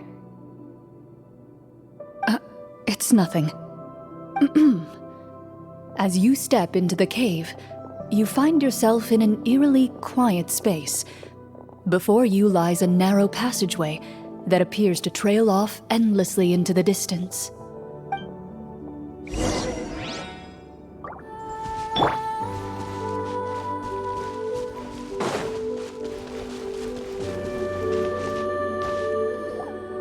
Wow, this must be where the treasure is hidden! But this door is blocking our way in.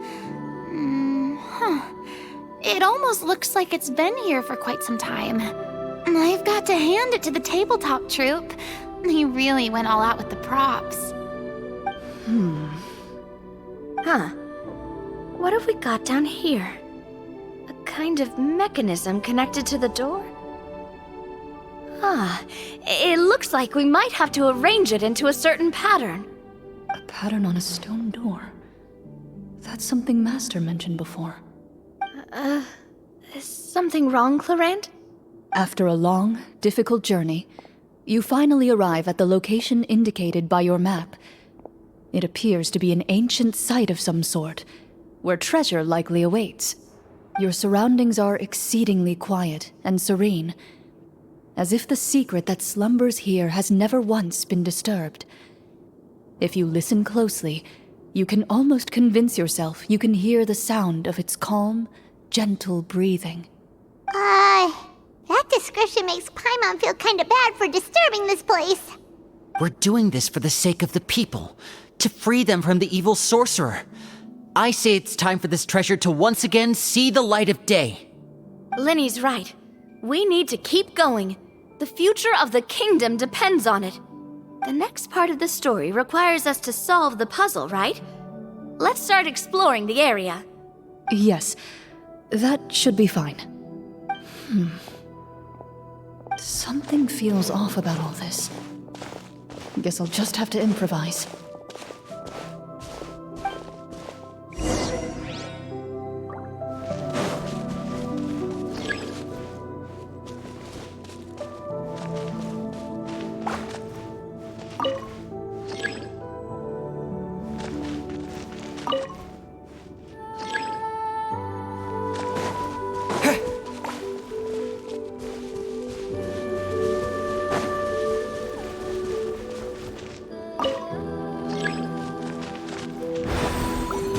I found something!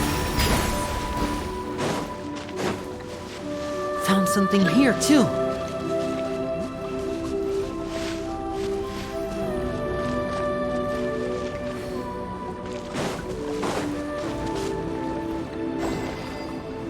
Same here.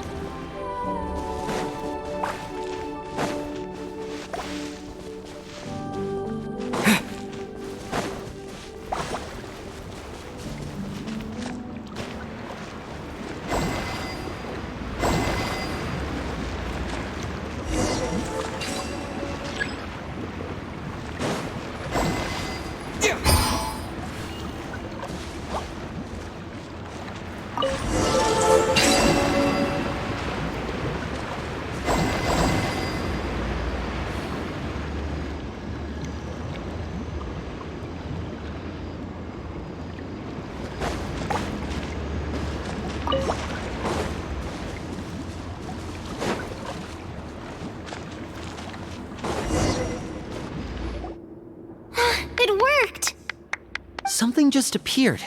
Some kind of new mechanism, maybe? By solving the puzzles, you prove yourselves worthy of inheriting the secrets of the past. At the end of each puzzle, you're rewarded with With? a key. Oh, it must be the key to the big door. This is one of the Marechaussee Hunter keys that are passed down from generation to generation. It looks just like the one Master passed down to me. It is said that 4 keys in total are required to form the final, complete key. And it seems like we just collected 3 of them. That must mean... Huh? What's wrong?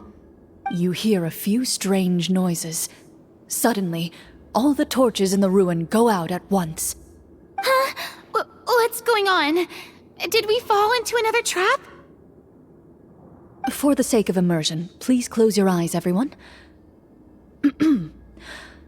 Without the torches, the space is now completely dark, and you cannot see anything.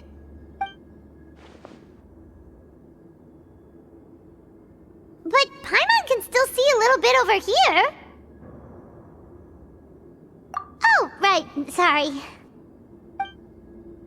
Suddenly, you hear the sound of footsteps pierce through the darkness. There's someone else here? Oh, this is so unsettling. I can't see anything. I've been discovered then. Wait, that voice, it's...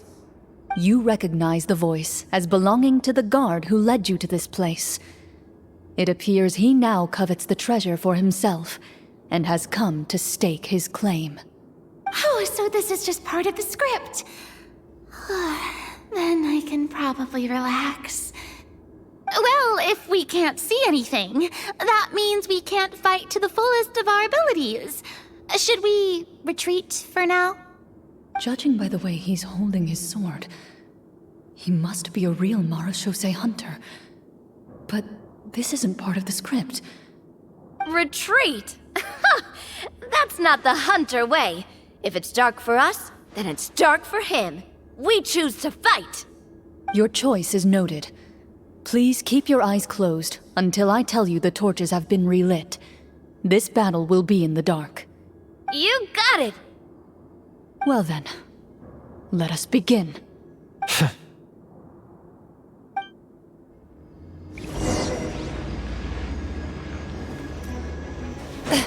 Ready. Time to testify. I'd like to try to hit him with my sword. Your strike is successful. Ha! You're facing a veteran Marechaussee hunter. You don't stand a chance. Is he still standing? Goodness, he sure has a lot of HP. Is it over? Can we open our eyes now? The enemy is strong and relentless, but the battle is nearing its end. The torches have not been relit. What about now? Final strike. Ha!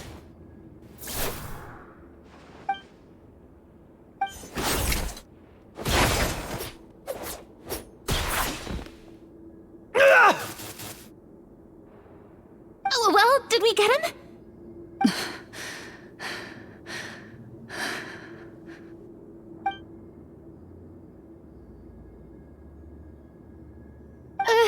Glorian?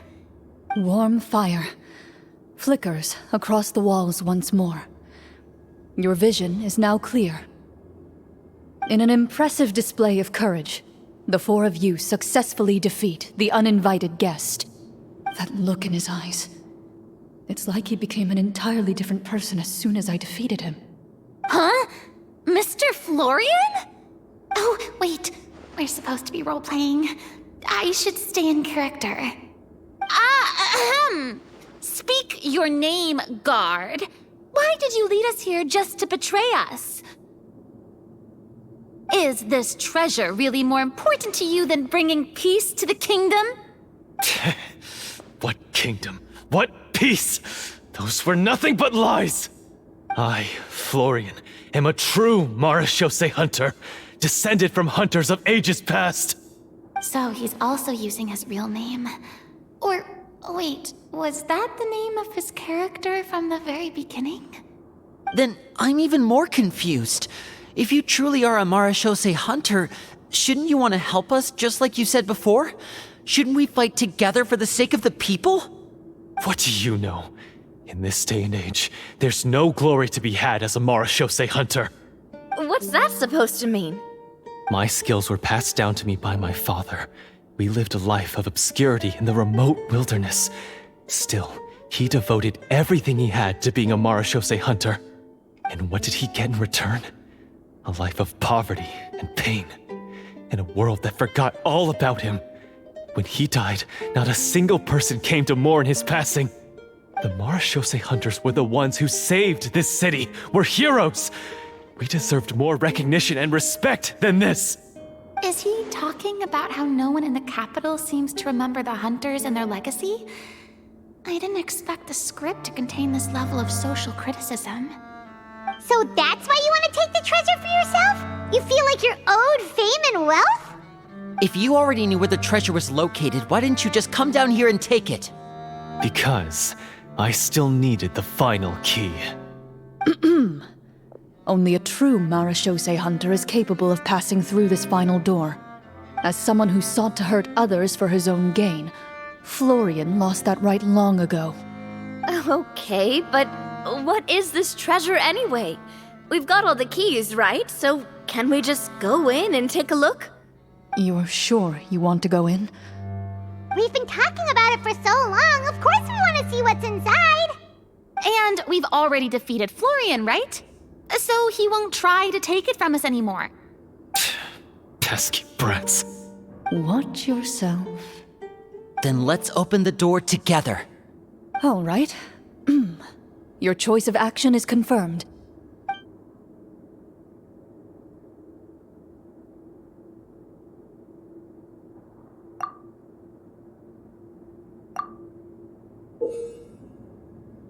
Before you, the door to the treasure, sealed and undisturbed for more than 100 years, finally swings open.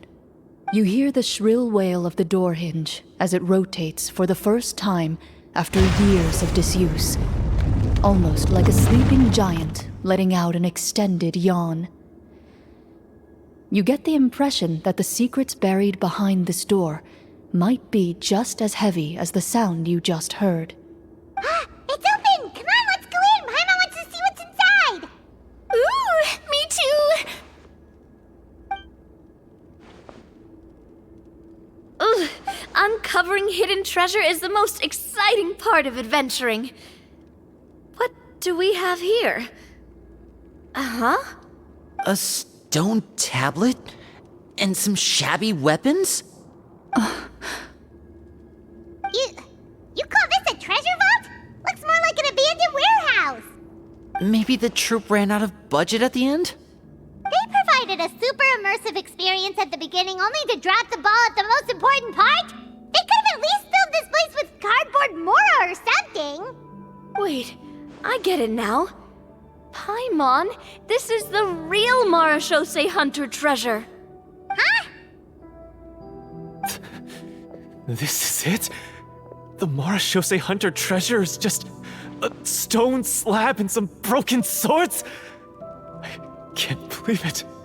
I refuse to believe it!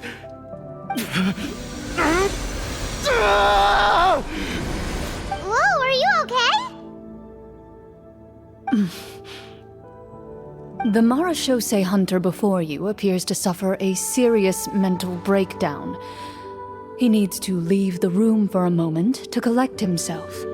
One of you seems to understand the significance of the treasure already. If the rest of you wish to follow suit, you may remain here in the meantime and explore your surroundings.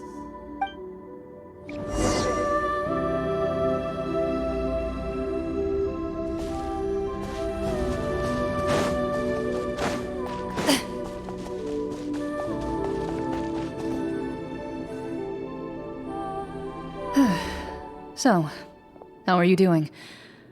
Feeling any better? What just happened?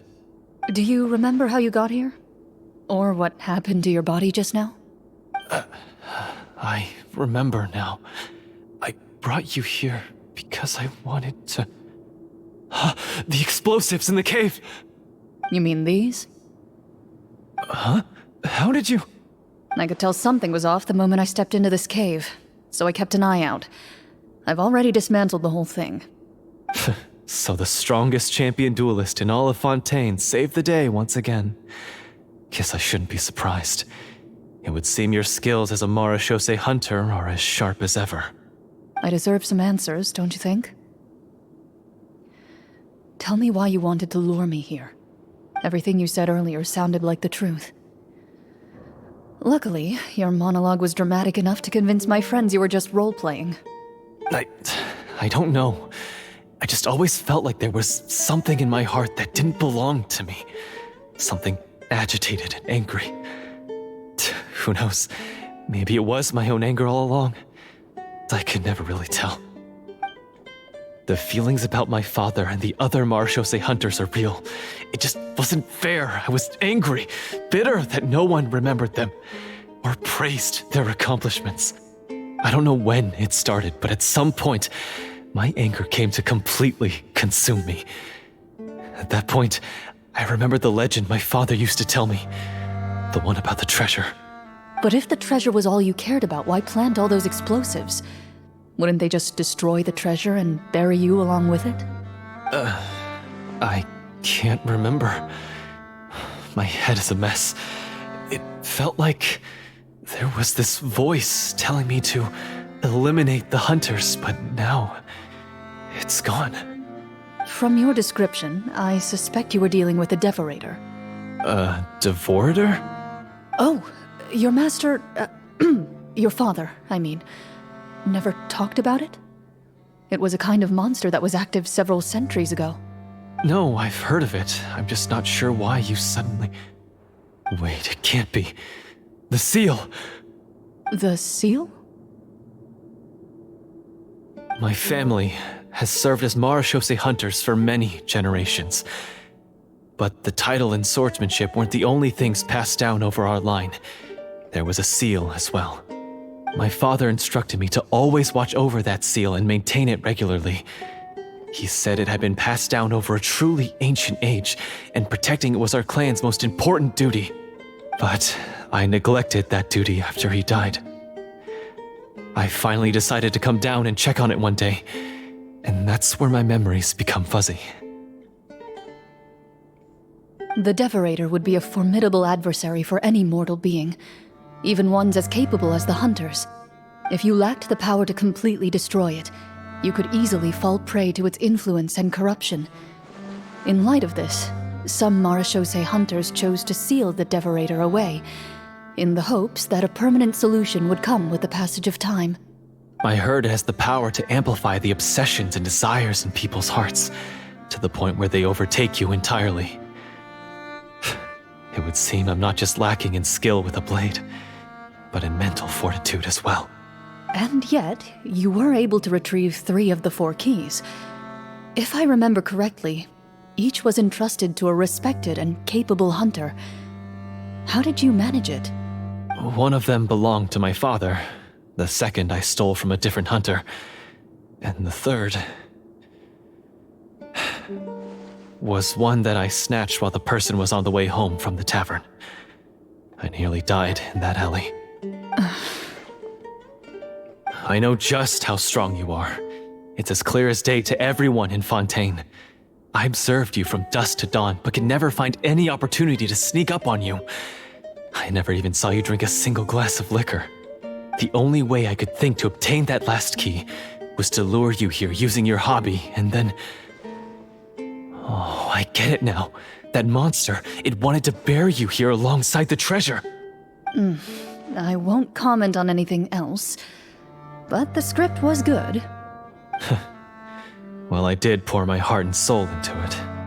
The stories my father used to tell me about the glory of the heroic Marashose hunters and how they came to be forgotten. It's more than just a story. Huh? You're proud to be a hunter. You're still holding onto that part of yourself, no matter how small.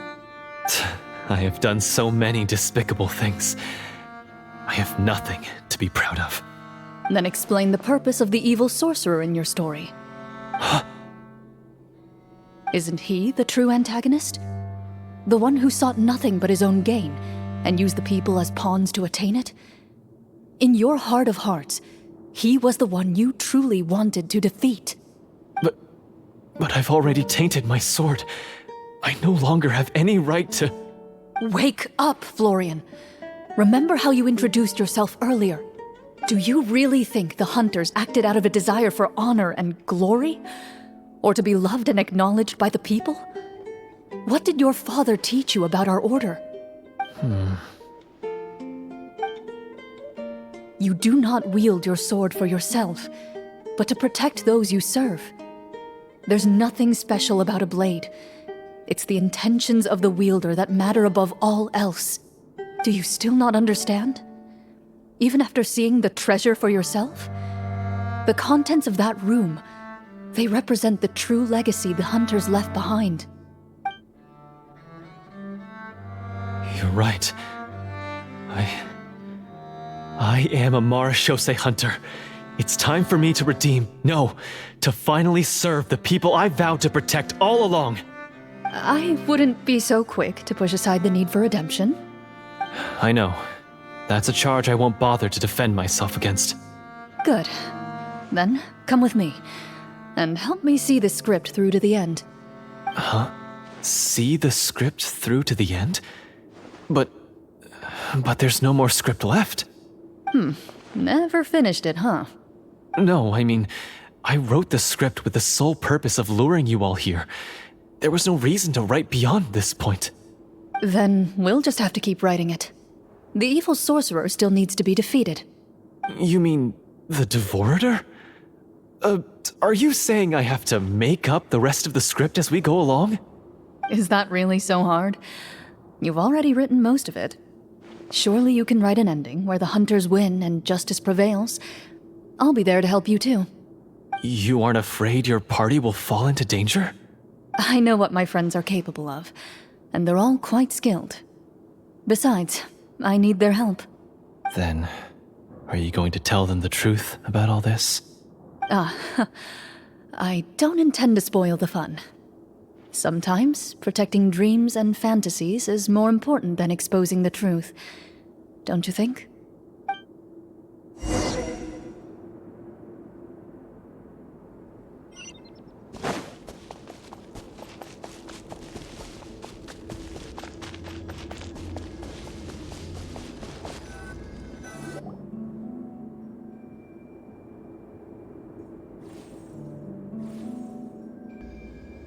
They're back!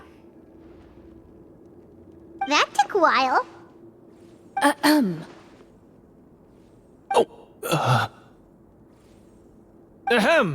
My fellow Marashose hunters, please forgive me, for I have sinned. Tone it down. Sorry. After crossing swords with you and witnessing your courage in battle, I've rediscovered my true self and regained my pride as a Marashose hunter. Oh, do I smell a redemption arc? I confess, I was brainwashed by the evil sorcerer. He asked me to lure you here so he could bury you in this cave. That little... Wait, you're saying all of that wasn't you, but the evil sorcerer? That's right. He's adept at manipulating the hearts and minds of the people. I fell under his influence because I did not possess a strong enough sense of will. Huh. And how are you going to prove that you're a changed man? We're not going to fall for the same trap twice. To be perfectly honest, I only came to my senses after seeing the treasure. It reminded me of my father's past teachings. The treasure was actually... The names of all the Marashose hunters from ages past and their weapons? Wait, you already know? Of course. Don't underestimate a veteran role-player's exploration skills. Oh, wait, I mean Marashose Hunter Navia's exploration skills. We just finished reading through the content of the stone tablet.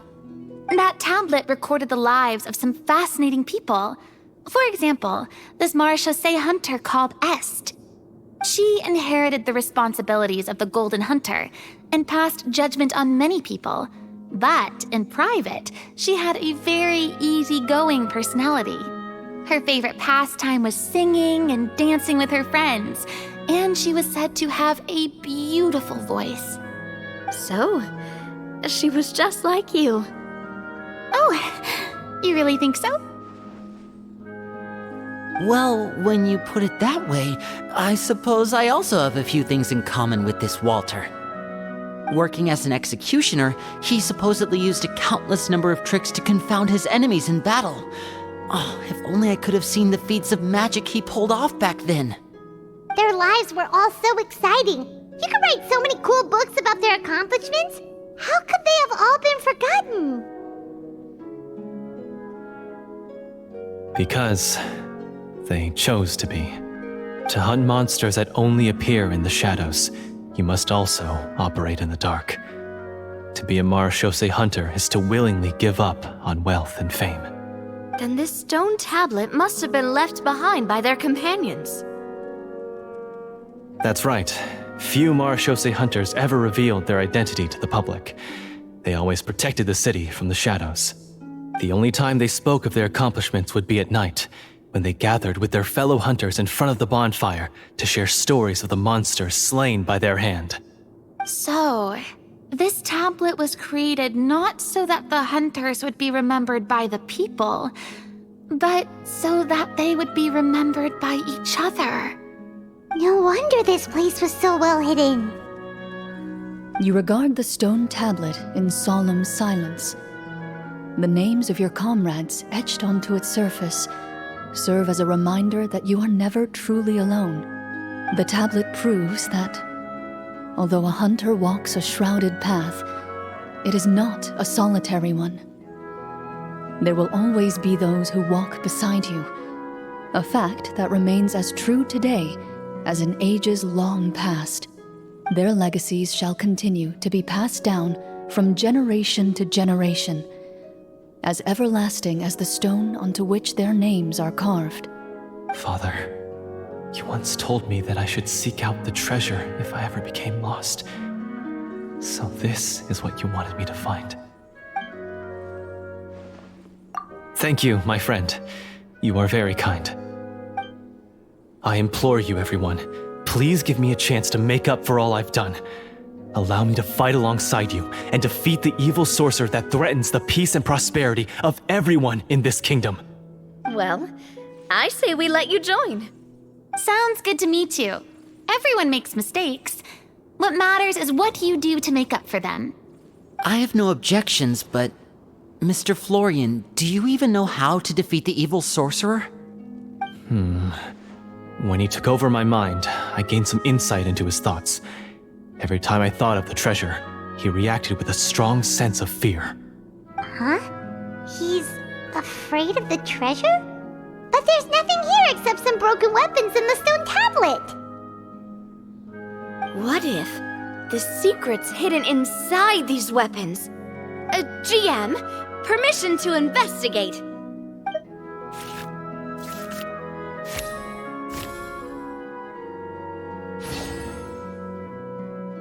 At first glance, the weapons appear absolutely ordinary. But as you observe them, you notice a faint energy emanating from within. These blades have slain countless monsters.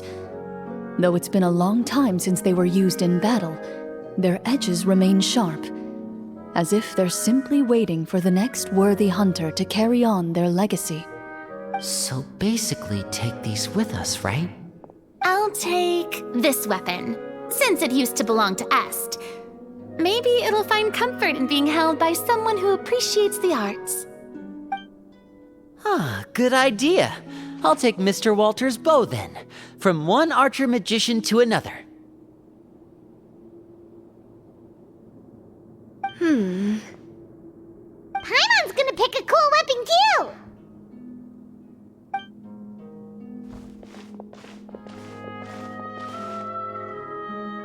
As you grip your weapons, you can almost feel the will of past hunters coursing through your being. It's a feeling of courage, determination. A silent vow passed down from generation to generation that says, eradicate the monsters, no matter the cost.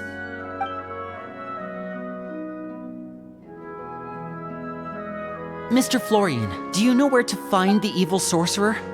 I was able to see his surroundings when our minds were connected. I believe he's currently hiding out at the church in the kingdom. We must be extremely careful. He's spent so long living among monsters that he's now taken the form of one. He will not be easily defeated. Then why don't we explore some more and try to find some higher level gear? We don't want to just fight him and lose, right?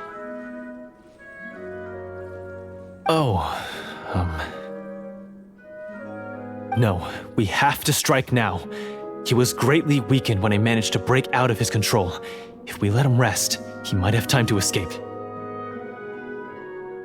I agree with Mr. Florian.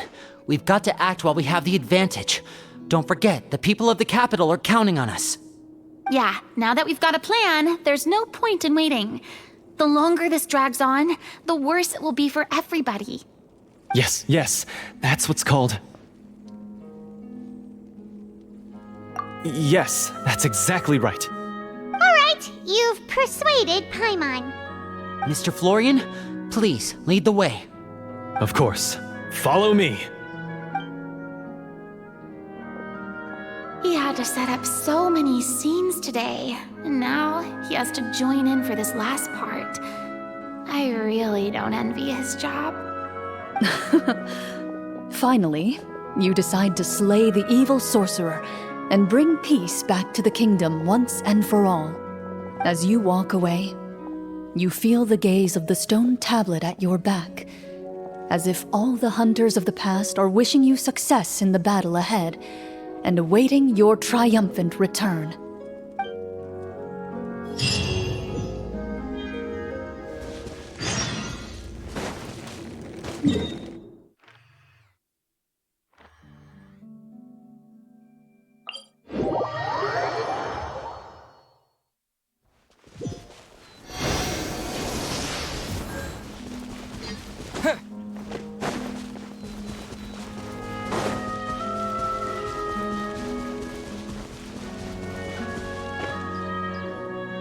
Finally, you arrive at the church Florian described.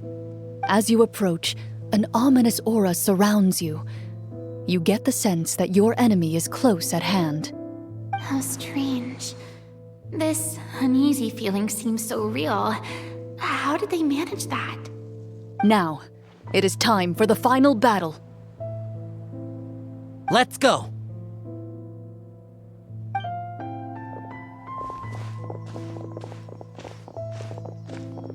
Florian, wait. What's wrong? I think you should wait outside. You've already been corrupted by the Devorator once. It could easily re-enter your mind and take control of your body. I don't think it's a good idea for you to be this close. If it corrupts you again, it's possible you might take on a new form entirely. That's exactly why I have to go. Why I should be at the very front. You mean... Yes. I intend to lure it into my body. That's too risky. If things get out of hand, I might have to kill you. Do you understand how dangerous this is? I understand, but if I do this, you'll have a clear and visible target. The Devorator will have a hard time passing up a chance to enter a body it knows how to control. You won't have to worry about any of your friends being taken over. You're not like me, Miss Clorand. You're a just and powerful Marechaussee hunter. The monster broke free due to my error. It's only right that I shoulder the responsibility for its destruction. This is... something that I have to do. Consider it a duel to restore my honor. My only request is that you give it your all.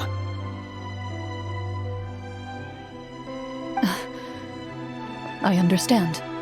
Then, as a champion duelist, I hereby accept your request for a duel, and extend to you my most sincere regards. Thank you.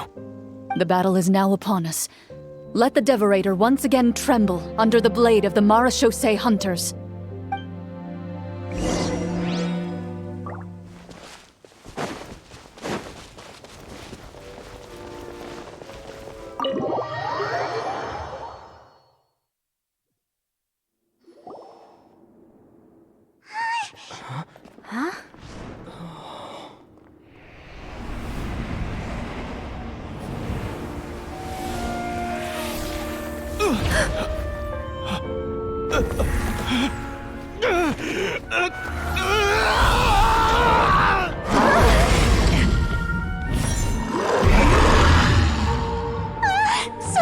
So lifelike!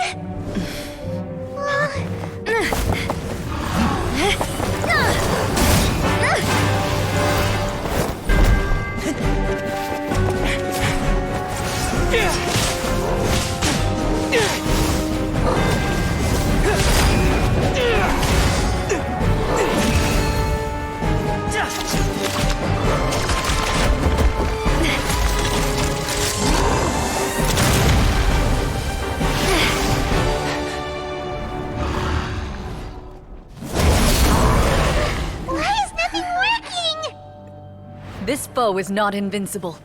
You hold the treasure. The power to defeat it in your own 2 hands.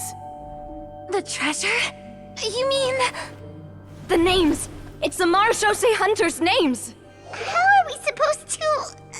You forget, Paimon? There's still one skill we saved until the very end. Hunters fight not for fame, but to aid the people whenever they are summoned. Walter the Marechaussee Hunter, master of 1,000 tricks, executioner of the Phantom Hunters, I call for aid!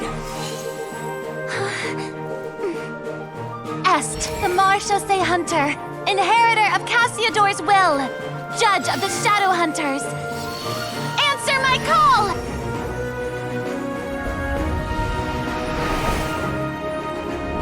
Petronia, protector of justice and order. The hunter I respect the most. Thank you for saving my friend, the best one I'll ever know. Please, lend us your strength!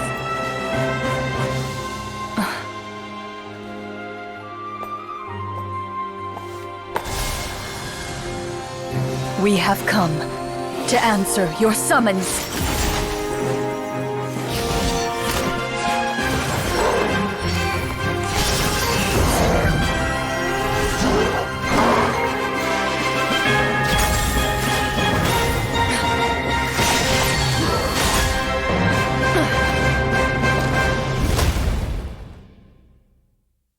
And so, the monsters were eradicated, and the sorcerer was defeated.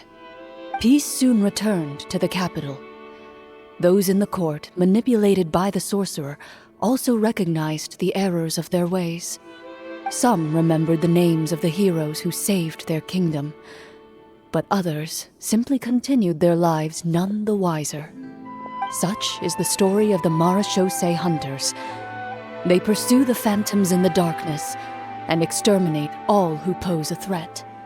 They will always protect the city and those within it, even should all memory of their accomplishments be forgotten by the very people they serve.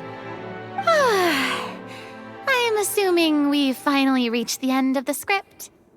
Yes, you've reached one of the better endings. It's a pretty solid story overall.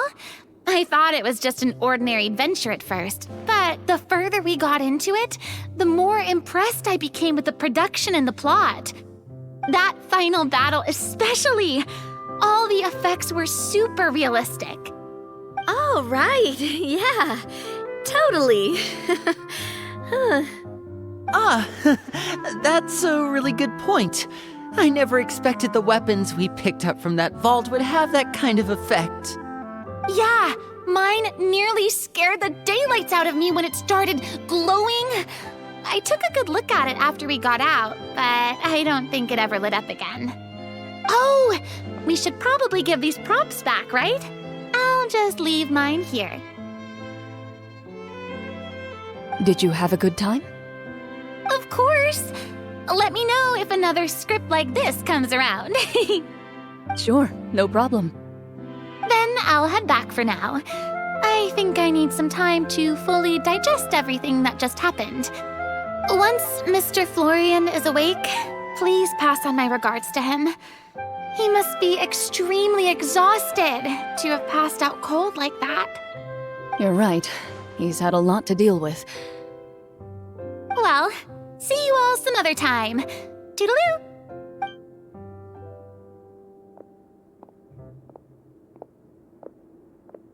Okay, so, can I ask now, I think it should be fine, yeah. what in the world was going on back there? So you saw through all of that? That time in the cave when you told us to close our eyes, it'd be weirder if we didn't notice anything. I was dying of curiosity the entire time. I mean, you did a pretty bang-up job of pretending nothing had gone wrong.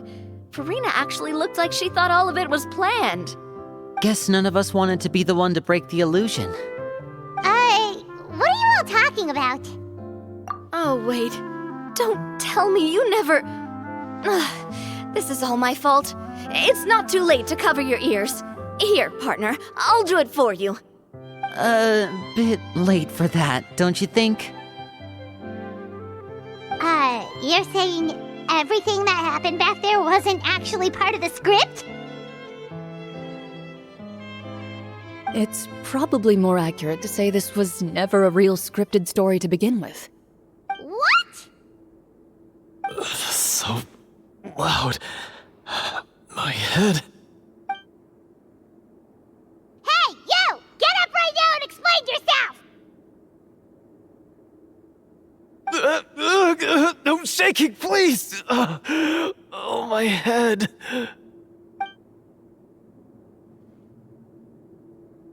Did Paimon just hear that right? You guys made up that whole last part on the spot? It's not nice to lie to people, but Paimon's got to admit that was a really good story, Florian. Oh, and nice improvisation, Florian! Yeah, it was like watching a magician improvise a spectacular magic trick after forgetting an important prop. If Paimon knew something was wrong with that vault, she would have floated straight in the opposite direction. Everything was under control. As if you've ever described a situation as being out of control. I'm pretty sure any situation you consider to be easy to handle would scare a reasonable person half to death. Guess I'm just used to it. You must run into a lot of unexpected situations then. That explains why you're so good at coming up with things on the spot. As for you, Florian... I know there's no excuse for what I did. I'll turn myself into the guards at once, confess my crimes, and accept any punishment that comes my way. I would say you've already suffered more than enough. What? You may have been blinded by fame and fortune in the beginning, but your actions during the final battle had proven you to be a true marechaussee hunter. You'll be far more used to the city above ground than below. Your job as a hunter is more important. But... Of course, you'll still need to take the keys and pay a personal visit to the 2 hunters you wronged. Prepare to accept any terms they give you as well. Yes, of course. As far as I'm concerned, though, your showing in the duel was enough to prove your honor. Then I'll do exactly as you said. I'll go return those 2 keys right now. Thank you so much, everyone. I'll do my best to prove myself worthy of the second chance you've given me. I swear this on my name and honor as a marechaussee hunter. Until we meet again, everyone.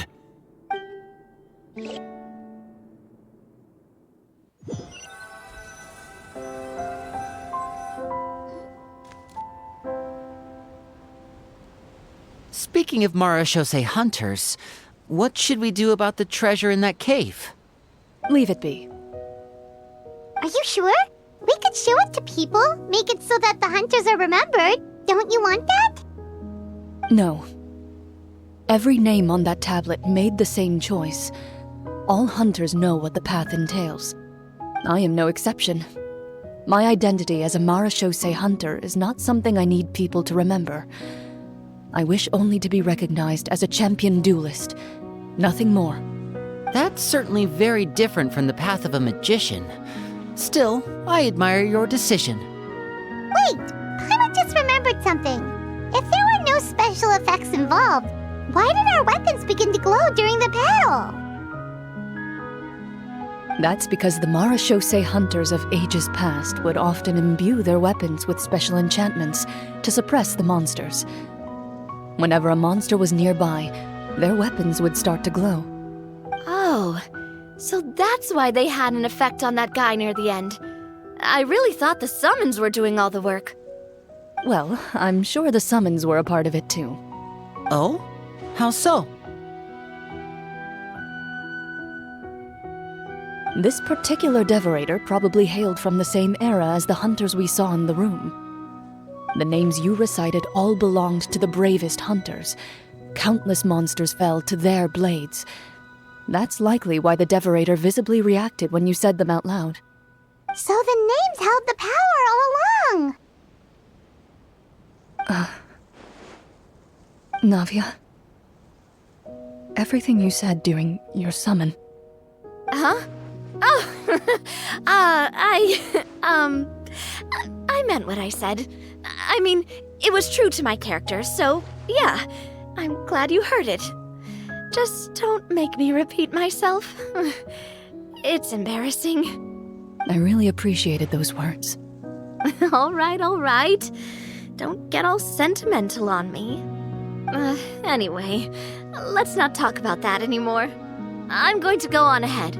Don't fall too far behind now. She ran off! I should probably head back as well.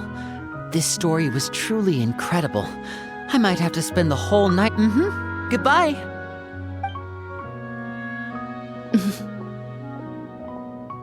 Traveler, should your name and deeds be forgotten, what do you think the significance of your journey will be?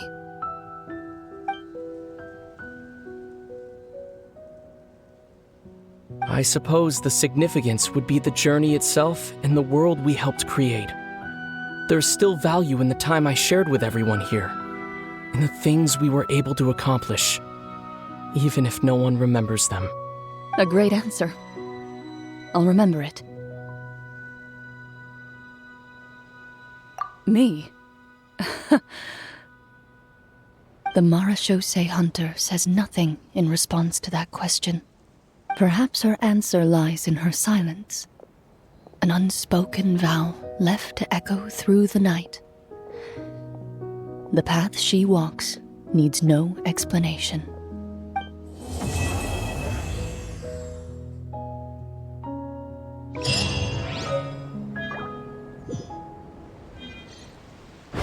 Go!